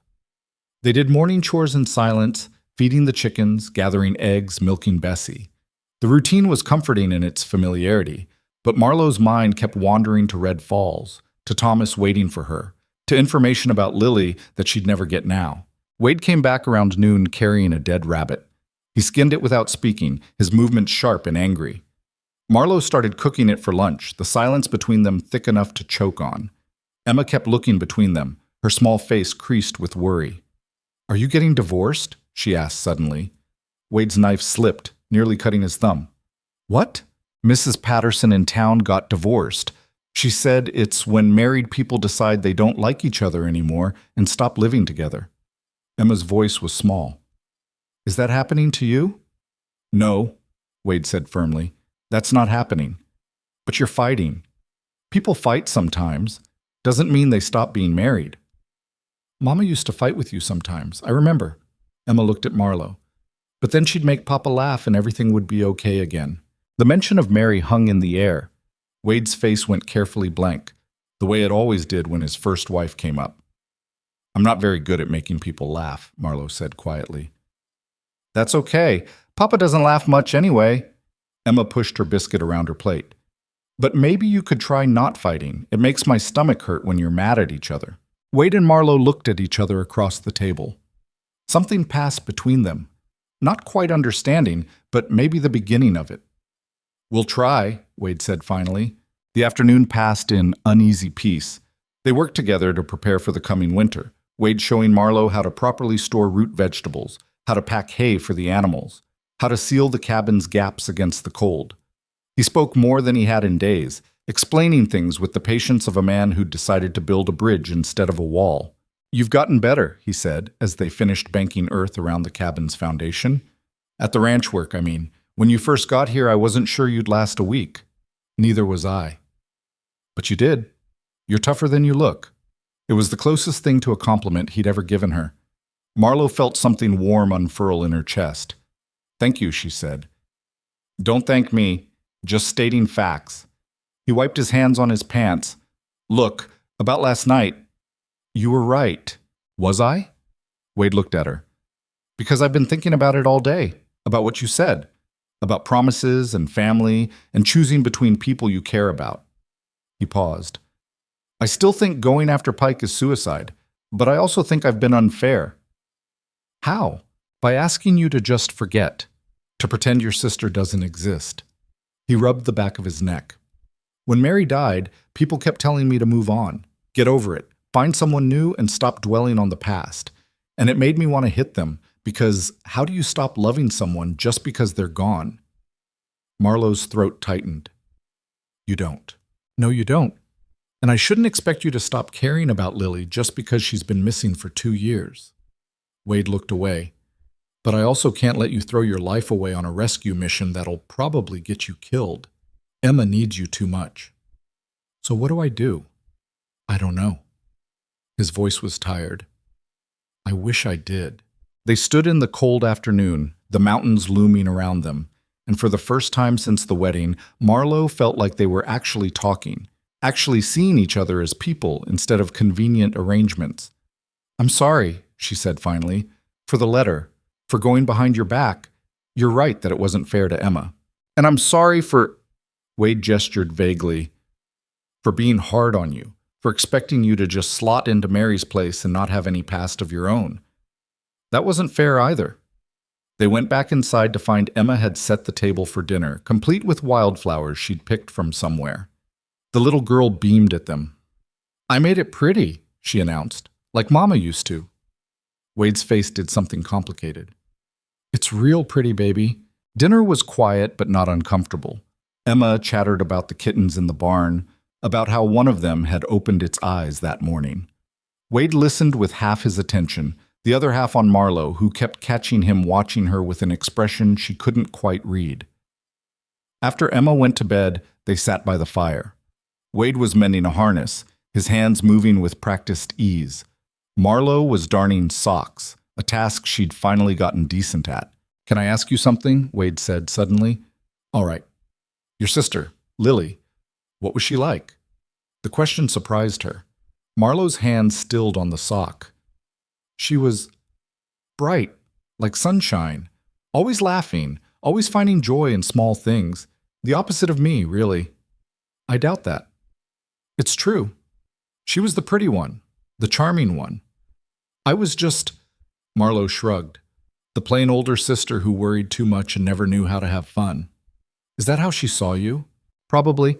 She used to tease me about being too serious, called me her grumpy old hen. Marlowe smiled despite herself. But when our parents died, I tried to keep us together, got work at my uncle's boarding house, shared a room with her in the attic. It wasn't much, but it was ours. What happened? My uncle happened. He was... Marlowe paused, choosing her words. Not a kind man. He worked me hard and paid me nothing, said room and board was payment enough, and he looked at Lily in ways that made my skin crawl. So when she turned 16, I told her to leave, to go somewhere safe before he tried something. You sent her away? I thought I was protecting her. Marlowe's voice cracked. Instead, I just sent her somewhere worse. She got work at that saloon in Silver Creek, and for a while her letters were happy. But then they stopped and the saloon burned and she vanished, and I don't know if she's dead or alive or trapped in some hell I can't even imagine. Wade was quiet for a long moment. You were 16 yourself when your parents died. 17. Still too young to be raising a sister alone. Too young to be working yourself to death in a boarding house. He set down the harness. You did the best you could with what you had. Sometimes that's not enough, but it doesn't make it your fault. Feels like my fault. I know. I feel the same way about Mary sometimes. About the fire. His voice went rough. I was out in the north pasture when it started. Saw the smoke, but thought it was just the chimney. By the time I realized something was wrong and got back, the barn was an inferno and Mary was already inside trying to save the horses. If I'd been closer, if I'd run faster, if I'd been the one to go in instead of her, you'd be dead too. Maybe. Or maybe I'd have gotten her out. Point is, I live with the what-ifs every day. They eat at you if you let them. He looked at her directly. But I can't change the past. And neither can you. All we can do is try to do better with the time we've got left. Is that what you're doing? With Emma? Trying to. Not always succeeding. Wade rubbed his face. I'm hard on her sometimes. Expect too much. Forget she's just a kid who needs to be a kid. I'm working on it. You're a good father. I'm a passable father. And a terrible husband. He said it matter-of-factly, without self-pity. I know I'm not what you signed up for. Hell, I'm not what anyone would sign up for if they had a choice. I had a choice. Did you? Your uncle was going to throw you out. You needed somewhere to go. Wade's mouth twisted. We both needed something. Doesn't make it a real marriage. Marlowe thought about that. About the past month, about learning to work alongside him, about the way he protected Emma with such fierce devotion, about the small kindnesses he showed when he thought no one was looking. Maybe it's not a real marriage yet, she said slowly, but maybe it could be. Someday. Wade's eyes snapped to hers. What are you saying? I'm saying I don't regret coming here. I'm saying Emma's... Marlowe stopped, started again. Emma's starting to feel like mine. Not like I'm replacing Mary, but like maybe there's room for both of us in her heart. And I'm saying that you're not as terrible as you think you are. Marlowe? I'm also saying I won't go to Red Falls. I won't chase ghosts when I've got something real right here. The words hurt coming out, like pulling splinters from a wound. Lily's gone. Maybe she's dead. Maybe she's alive somewhere. I'll never find her. But Emma's here, and she needs me, and I... Her voice broke. I need her too, both of you. Wade stood abruptly, crossing to the window. His shoulders were rigid, his hands clenched at his sides. When he spoke, his voice was rough. Don't say things you don't mean. I mean them. You're just scared. Scared of Pike? Scared of leaving? Scared of what might happen if you go looking for your sister? That's not the same as wanting to stay. Maybe it started that way, but it's not anymore. Marlowe stood too, moving to stand beside him. I like it here, Wade. I like the work, the mountains, the quiet. I like teaching Emma to read better. I like hearing her laugh. I like... She stopped, took a breath. I like you, even when you're being impossible. He turned to face her, and there was something naked in his expression. Vulnerable, afraid. I can't be what you want, he said quietly. I'm broken, Marlowe. Have been since Mary died. Maybe before that. I don't know how to be a husband. Don't know how to give you what you deserve. What do I deserve? Someone who can love you the way you should be loved. Someone who isn't half dead inside. Someone who isn't you. Marlowe reached out, her hand hovering near his arm. Wade, I didn't come here expecting romance. I came here because I was desperate and alone, and you offered me shelter. But somewhere along the way, this stopped being just shelter. It became home. Don't. His voice was pained. Don't do this. Why not? Because if I let myself care about you, really care, and then I lose you too, I won't survive it. The admission seemed ripped from somewhere deep. I barely survived losing Mary. Can't do it again. Won't. Marlowe understood then. The coldness, the distance, the walls he'd built so carefully. They weren't rejection. They were protection. He was terrified of loving anyone else because he couldn't bear the thought of that person being taken away. You're not going to lose me, she said softly. You don't know that. Pike could hurt any of us, any time. We could die from a dozen different things out here. That's life on the frontier.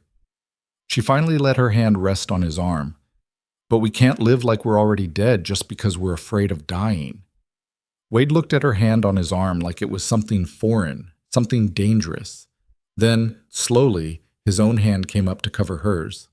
I don't know how to do this, he said. Neither do I. We'll figure it out together. They stood like that for a long moment, hands joined, something fragile and new growing in the space between them. Then Wade pulled away gently.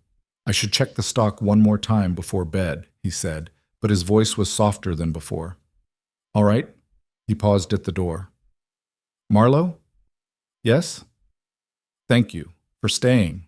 Then he was gone into the night, leaving Marlowe alone with her racing heart and the knowledge that something had shifted between them, something that felt like the beginning of something real. She went to bed that night not on the floor of Emma's room, but in the actual bed in Wade's room. It felt strange, presumptuous almost, but also right. She fell asleep thinking not about Lily or Red Falls or Pike's threats, but about Wade's hand covering hers and the possibility that maybe, just maybe, she'd found where she belonged. The crash woke her sometime past midnight. Marlowe bolted upright, heart hammering. Another crash, this one closer, breaking glass. Men's voices. Wade! She screamed. The cabin door burst open. 3 men poured in, Pike's men, the scarred one in front. He smiled when he saw Marlowe scrambling out of bed. There she is.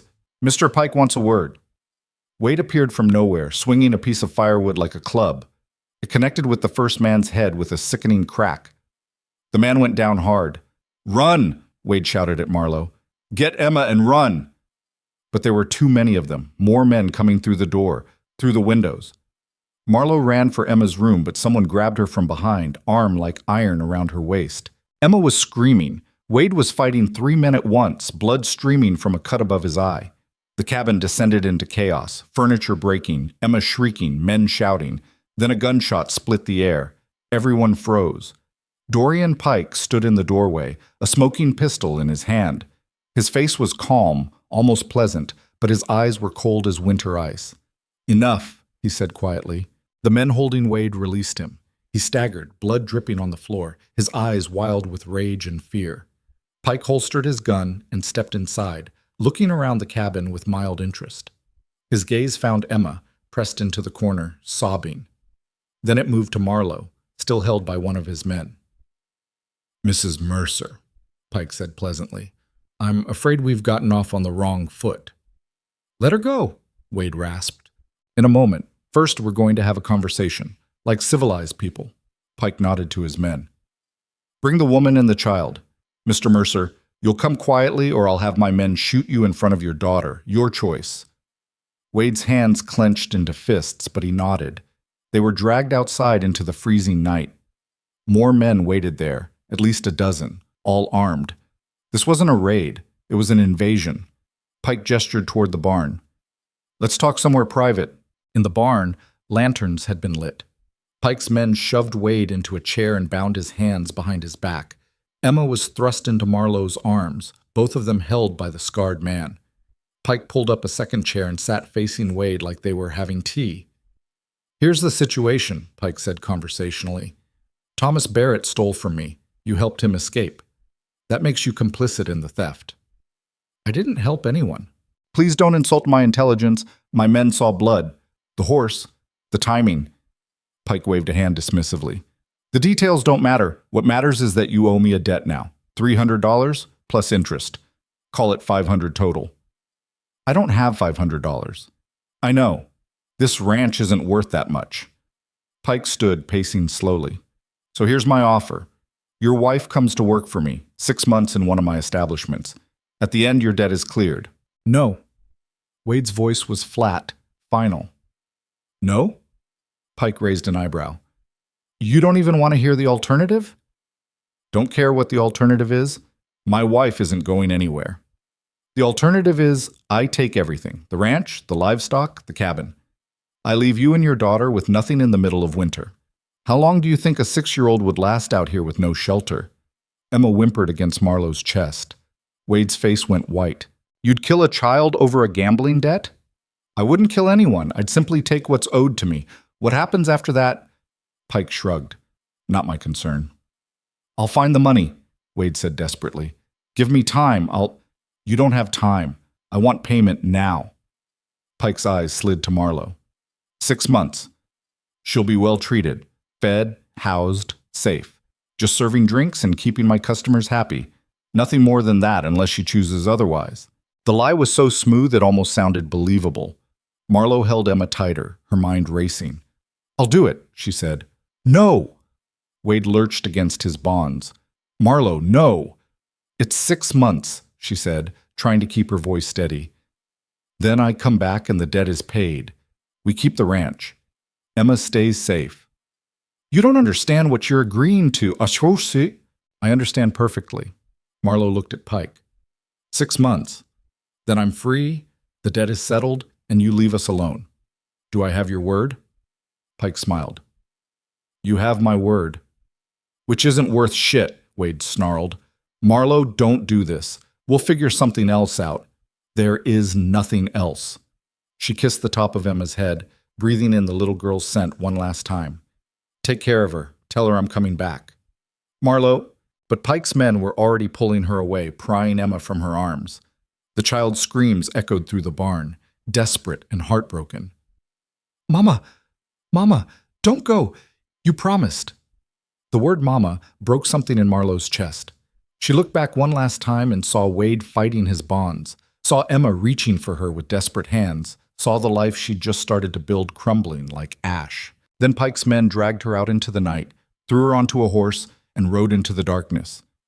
The last thing she heard was Emma screaming her name over and over until the sound faded into the vast, cold silence of the mountains. Pike's so-called establishment was a two-story building on the edge of Black Hollow Ridge that smelled like stale whiskey and broken promises. The women who worked there had dead eyes and mechanical smiles, and Marlowe understood within the first hour that she'd been sold a lie wrapped in pretty words. They locked her in a small room on the second floor. Bare walls, a narrow bed, a single window with bars. A woman named Ruth brought her food and water, her face carefully blank. "You knew?" Ruth asked. "Not by choice." "None of us are." Ruth set down the tray. "Pike tell you 6 months?" "Yes." "He's lying. No one leaves after 6 months. There's always more debt, more reasons to stay. I've been here 3 years. Marlowe's stomach dropped. 3 years? Started as 2 months to pay off my brother's gambling debts. But then there were fees for room and board, fees for the clothes they make us wear, fees for everything. The debt never gets smaller, only bigger. Ruth moved toward the door. My advice? Don't fight. It only makes things worse. She left before Marlowe could ask what worse meant. That night, Pike came to her room.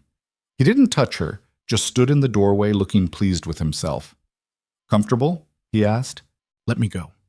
You got what you wanted. Wade will leave you alone now. Will he? Pike smiled. I wonder. He struck me as the stubborn type, the kind who might do something foolish. He won't. He has Emma to think about. Ah, yes, the daughter. Pike's smile widened. Lovely child. Such unusual eyes. I do hope Mr. Mercer takes good care of her. It would be unfortunate if something happened while he was distracted trying to rescue you. The threat was clear. Marlowe's hands clenched in her skirt. You said I'd be safe, that this was just serving drinks. And you will be, as long as you cooperate. Pike stepped closer. But if you cause problems, if you try to escape, if you do anything that inconveniences me, well, I might have to send some men back to that ranch, just to check on things. Make sure everyone's behaving. He left her with that hanging in the air like poison. Marlowe sat on the narrow bed and stared at the barred window. She thought about Emma's screams, about Wade's desperate eyes, about the promise she'd broken. She thought about Lily, who might have sat in a room just like this, might have heard the same threats, might have felt the same crushing despair. And she thought about the fact that she'd traded one cage for another, and the bars on this one were made of fear for the people she loved. The first week crawled by like years. Pike kept her isolated, brought her out only to serve drinks in the saloon downstairs. The men who frequented the place looked at her with hungry eyes, made comments that turned her stomach. But Pike's orders held. She was off limits, at least for now. He's testing you, Ruth told her during one of their brief conversations. Seeing if you'll behave. Once he's sure you're broken, he'll start making other demands. I won't break. Ruth's laugh was bitter. That's what we all said. On the 8th day, Marlowe was wiping down tables when she heard a familiar voice at the bar. Looking for information, Thomas Barrett said to the bartender. About a woman who might have come through here recently. Goes by Marlowe Mercer. Marlowe's head snapped up. Thomas sat casual as you please, a drink in front of him, his eyes scanning the room. They found her and held for just a second before moving on. The bartender shrugged. Don't know anyone by that name. Shame. Her husband's real worried about her, willing to pay for reliable information. Pike materialized from the back room like smoke. Mr. Barrett, what an unexpected pleasure. Thomas turned, his expression neutral. Mr. Pike, I heard you were asking about Mrs. Mercer. She's a guest of mine, working off her husband's debt. That's so. Mind if I speak with her? I'm afraid that's not possible. She's rather busy. Doesn't look busy to me. Thomas gestured at Marlowe with his glass. Just wiping tables. Won't take but a minute. Pike's smile went sharp. Mr. Barrett, you still owe me money from our card game. Perhaps you'd like to settle that debt before making requests? Perhaps I would. Double or nothing. One hand of poker. The saloon went quiet.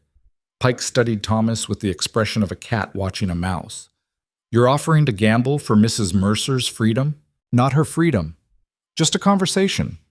5 minutes, private. I win, I get my 5 minutes. You win, my debt doubles, and I leave town. Pike considered this. And if I refuse? Then everyone in this saloon knows you're afraid of a fair game of cards. The challenge hung in the air. Pike's jaw tightened, but his smile never wavered. One hand, he agreed. But we use my cards, and the game is 5-card draw. Agreed? Agreed.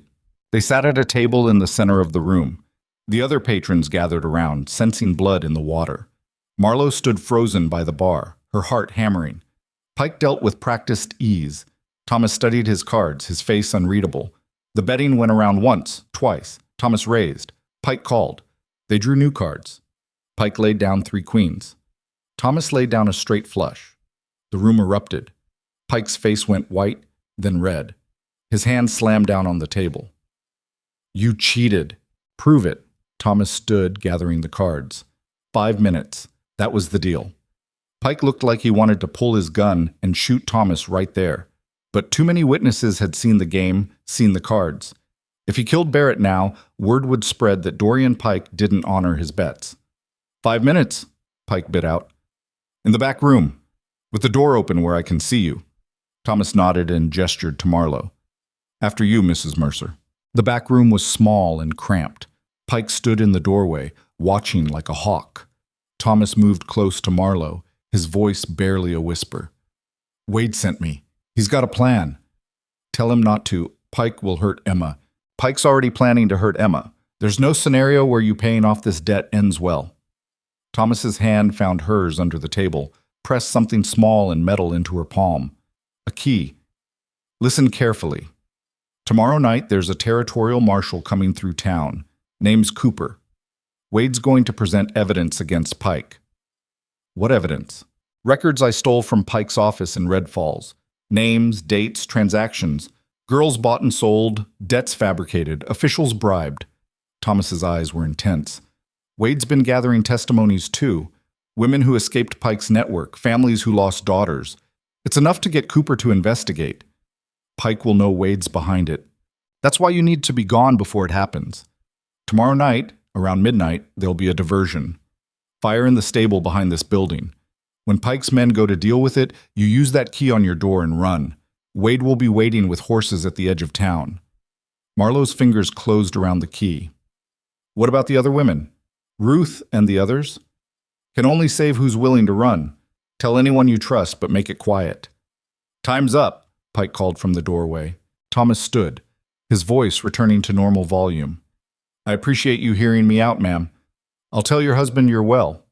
He left. Pike's eyes narrowed at Marlowe. What did he say? That Wade's worried, that he misses me. Marlowe kept her voice steady. Nothing else. Pike didn't look convinced, but he had no proof. He gestured to one of his men. Take her upstairs and post a guard. No more visitors. That night, Marlowe whispered the plan to Ruth through the gap under the door. Ruth was quiet for a long moment. It's a trap, she said finally. Maybe. Or maybe it's a chance. Even if it's real, Pike will come after us. He always does. Not if he's in custody. Ruth laughed, hollow and sad. You still believe the law works out here? Pike owns the law. Not this marshal. Wade wouldn't risk it otherwise. Another long silence. Then, there are 4 other women on this floor. I'll tell them. But I can't promise they'll come. Some have been here so long they don't remember how to want freedom anymore. Tell them anyway. The next day dragged like walking through mud. Marlowe served drinks, cleaned tables, counted the hours. Pike watched her constantly, suspicious now. She could feel his eyes on her, assessing, calculating. Around midday, Ruth slipped her a note while collecting dishes. 3 will come. 1 too scared. Be ready. Marlowe nodded slightly and burned the note in the kitchen stove. Night fell. Midnight approached with agonizing slowness. Marlowe lay on her narrow bed, the key clutched in her sweating palm, and listened to the guard pacing outside her door.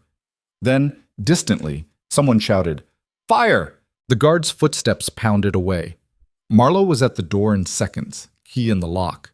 It turned smoothly. Thomas had chosen well. She eased into the hallway. Ruth emerged from the next room, followed by 2 other women Marlowe recognized from the saloon. Young, hollow-eyed, moving like ghosts. Where's the 4th? Marlowe whispered. Changed her mind. Too scared. Ruth gestured toward the back stairs. We need to move. They crept down through the chaos. Men were running everywhere, shouting about the fire. Smoke poured from the stable, flames licking at the night sky. In the confusion, 4 women in plain dresses slipped out the back door and into the darkness. Wade was exactly where Thomas said he'd be, holding the reins of 4 horses. His eyes found Marlowe, and something in his face cracked open. Relief so profound it was almost painful to witness. You're all right, he said hoarsely. I'm all right. She grabbed his hand, squeezed once. We need to go. The other women, coming with us. Wade nodded and helped them mount.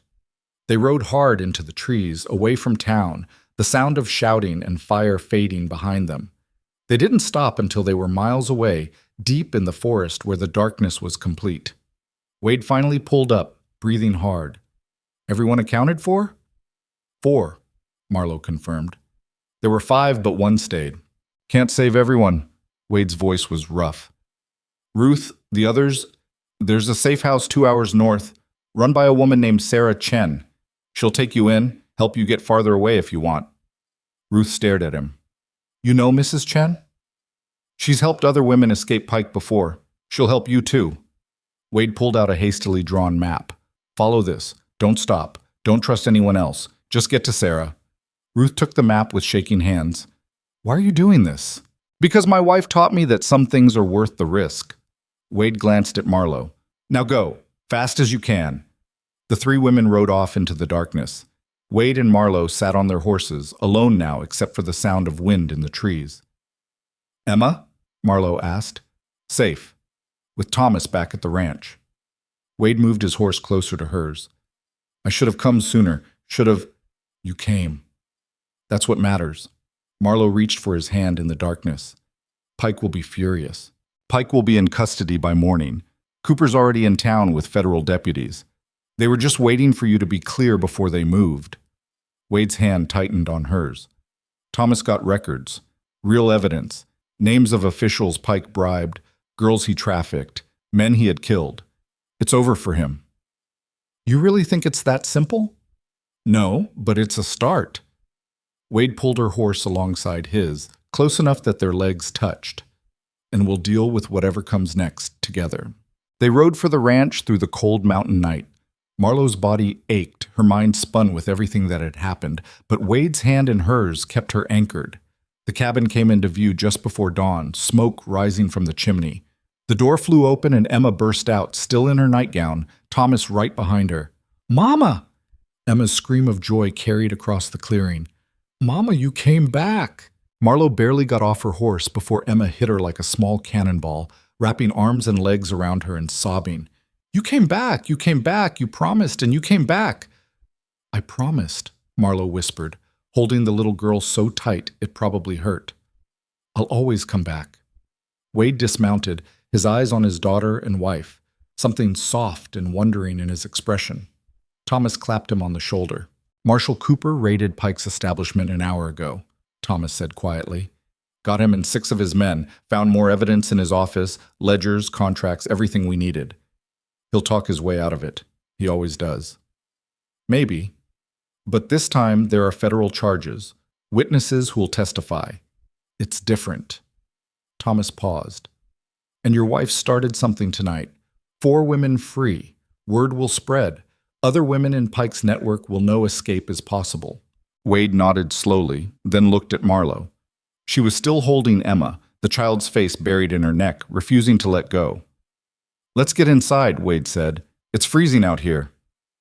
They gathered in the warm cabin as dawn broke over the mountains. Emma refused to leave Marlowe's lap, one small hand clutching her dress like a lifeline. Thomas made coffee while Wade stoked the fire. I have to tell you something, Marlowe said finally, looking at Wade. When I was there in that room, I kept thinking about my sister, about whether she was in a place like that, whether she was scared and alone and waiting for someone to find her. Wade sat down across from her. And I realized I'll probably never know what happened to her. Pike might have records, might not. She might be dead, might be alive somewhere I'll never reach. Marlowe's voice cracked. But I can't spend the rest of my life chasing a ghost. Not when I have real people right here who need me. Emma's arms tightened around her neck. Lily would understand, Marlowe continued. She'd want me to be happy, to have a family, to live instead of just surviving. She looked at Wade directly. I choose this. I choose you and Emma, not because I have to, but because I want to. Wade's throat worked. He reached out slowly, his hand cupping her face with a gentleness that seemed impossible from such rough hands. I choose you too, he said quietly. Both of you. And I'm going to try to be better, to be the husband and father you deserve. You already are. I'm not, but I will be. Wade leaned in, pressing his forehead to hers. I love you, Marlowe. Don't know when it happened, don't know how, but I do. The words hung in the air like a miracle. Marlowe felt tears spill over, hot against her cold cheeks. I love you too, she whispered. Emma pulled back just enough to look between them. Are you going to kiss? Married people kiss. Wade laughed, the sound rusty but real. Yes, baby, I think we are. He kissed Marlowe then, soft and careful, like she was something precious. Emma made a disgusted sound but didn't let go of either of them. Thomas cleared his throat from the corner. I should probably get going. Give you folks some privacy. Stay, Wade said, not looking away from Marlowe. At least through breakfast. It's the least we can do. They made breakfast together, all four of them crowded in the small kitchen, Emma directing everyone like a tiny general. The meal was chaotic and imperfect, pancakes burned on one side and bacon too salty, but it was the best thing Marlowe had ever tasted. After Thomas left with promises to visit soon, Wade took Emma outside to do chores. Marlowe stood at the window watching them, the morning sun painting everything gold. She thought about the wedding day that felt like a lifetime ago, about walking down that aisle in a dress that didn't fit, about the whispers and mocking laughter, about Wade's cold indifference and her own crushing shame, and she thought about Emma standing up in that church, small and fierce, declaring that Marlowe was beautiful. That little girl had seen something in her that no one else had claimed her when the whole world rejected her, had loved her before Marlowe knew how to love herself. The door opened. Wade came back in, stamping snow from his boots. Emma's convinced one of the kittens should live in the house now, he said. I told her absolutely not, but you know how she is. We could compromise. Let it stay in the barn, but visit sometimes? Wade smiled, a real smile that transformed his whole face. You're better at this than I am, the parenting thing. I'm just making it up as I go. Aren't we all? He crossed to her, wrapping his arms around her waist from behind. I've been thinking about something. What? A real wedding, not the one in town where people mocked you. A real one with just us and Emma, and maybe Thomas. Something that means something. Marlowe turned in his arms. We're already married. On paper, but I want to marry you for real. Choose you in front of witnesses who matter. Make vows I actually intend to keep. His hands framed her face. I want to do it right this time. We don't need a ceremony for that. Maybe I do. Maybe I need to say the words and mean them and have you say them back, knowing what we're promising. Wade's voice was rough with emotion. I want our daughter to see that marriages can be built on respect and partnership, not just necessity. I want her to know what real love looks like. Our daughter, Marlowe repeated softly. You said our daughter. She is, isn't she, in every way that matters. Marlowe kissed him then, pouring everything she felt into it, gratitude and love and hope, and the fierce determination to build something good from the broken pieces they'd started with. When they pulled apart, Emma was standing in the doorway holding a tiny black kitten. I know you said no, she said quickly, but he was crying, and it's really cold, and I think he's lonely, and maybe he could just stay for a little while. Please? Wade looked at Marlowe. Marlowe looked at the kitten. The kitten mewed pathetically. Fine, Wade sighed. But he stays in the kitchen, and if he makes a mess, you clean it up. Emma's whoop of joy rattled the windows. She ran to show them the kitten up close, chattering about names and how she'd teach it tricks, and how it was the best day ever. Marlowe caught Wade's eye over Emma's head. He was smiling, really smiling, and there was no grief in it, just pure, uncomplicated happiness. They had their second wedding 3 weeks later, on a Sunday afternoon when snow covered everything in white silence. Thomas stood as witness. Mrs. Chen came from town bringing a dress she'd altered to actually fit Marlowe, Simple but beautiful, with lace that didn't gap or pull. Emma scattered dried flowers and declared herself the most important person there because she'd brought them together in the first place. The circuit preacher said the words, but this time Wade looked at Marlowe through the whole ceremony. This time his vows were clear and firm, promising love and partnership and all the messy, complicated work of building a life together. This time when he kissed her, it was real. The small gathering celebrated with a meal in the cabin, nothing fancy, just stew and bread and pie that Emma had helped make. But it felt like a feast because the people around the table actually loved each other. As the afternoon faded into evening, Wade pulled Marlowe aside. "I got you something," he said, pulling a small package from his pocket. Inside was a simple silver locket. Marlowe opened it and found two pictures, one of Emma and one of a young woman with bright eyes and a mischievous smile. "That's Lily," Wade said quietly. "Thomas tracked down someone who knew her in Silver Creek. Got this photo from them." Marlowe stared at her sister's face, preserved forever in that moment of joy. Tears blurred her vision. "I know you chose to stay," Wade continued, "but that doesn't mean you have to forget her. She's part of who you are, part of what brought you here." He closed Marlowe's fingers around the locket. "So keep her close. Remember her. And when Emma's older, tell her about the aunt who made you brave enough to leave everything you knew and start over." Marlowe couldn't speak. She just held the locket and cried while Wade held her, and Emma came over to hug them both, not understanding but knowing somehow that this was important. That night, after Emma had fallen asleep and the guests had gone, Wade and Marlowe sat by the fire. She wore the locket around her neck now, the weight of it a comfort. "Do you think she's still alive?" Marlowe asked quietly. "Lily? I don't know, but I think if she is, she'd be proud of you, of what you've built here. I didn't build it alone. No, we built it together." Wade pulled her close. "And we'll keep building it, one day at a time." Marlowe thought about that, about how she'd come here expecting nothing and found everything, about how the woman everyone had mocked and dismissed had become the heart of a small family that actually worked. She'd learned something in these mountains, something the people in town with their cruel whispers would never understand. Real love wasn't about being perfect or beautiful or worthy by someone else's standards. It was about showing up every day and doing the work, even when it was hard. It was about choosing someone and being chosen in return, not because you had to, but because you couldn't imagine doing anything else. She'd learned that family wasn't just blood. It was the people who stood up for you when everyone else sat down. The people who saw you when you were invisible to the rest of the world. The people who made space for you in their hearts, even when there was barely room. And she'd learned that sometimes the life you were meant to live wasn't the one you planned. Sometimes it was the one you stumbled into while running from something else.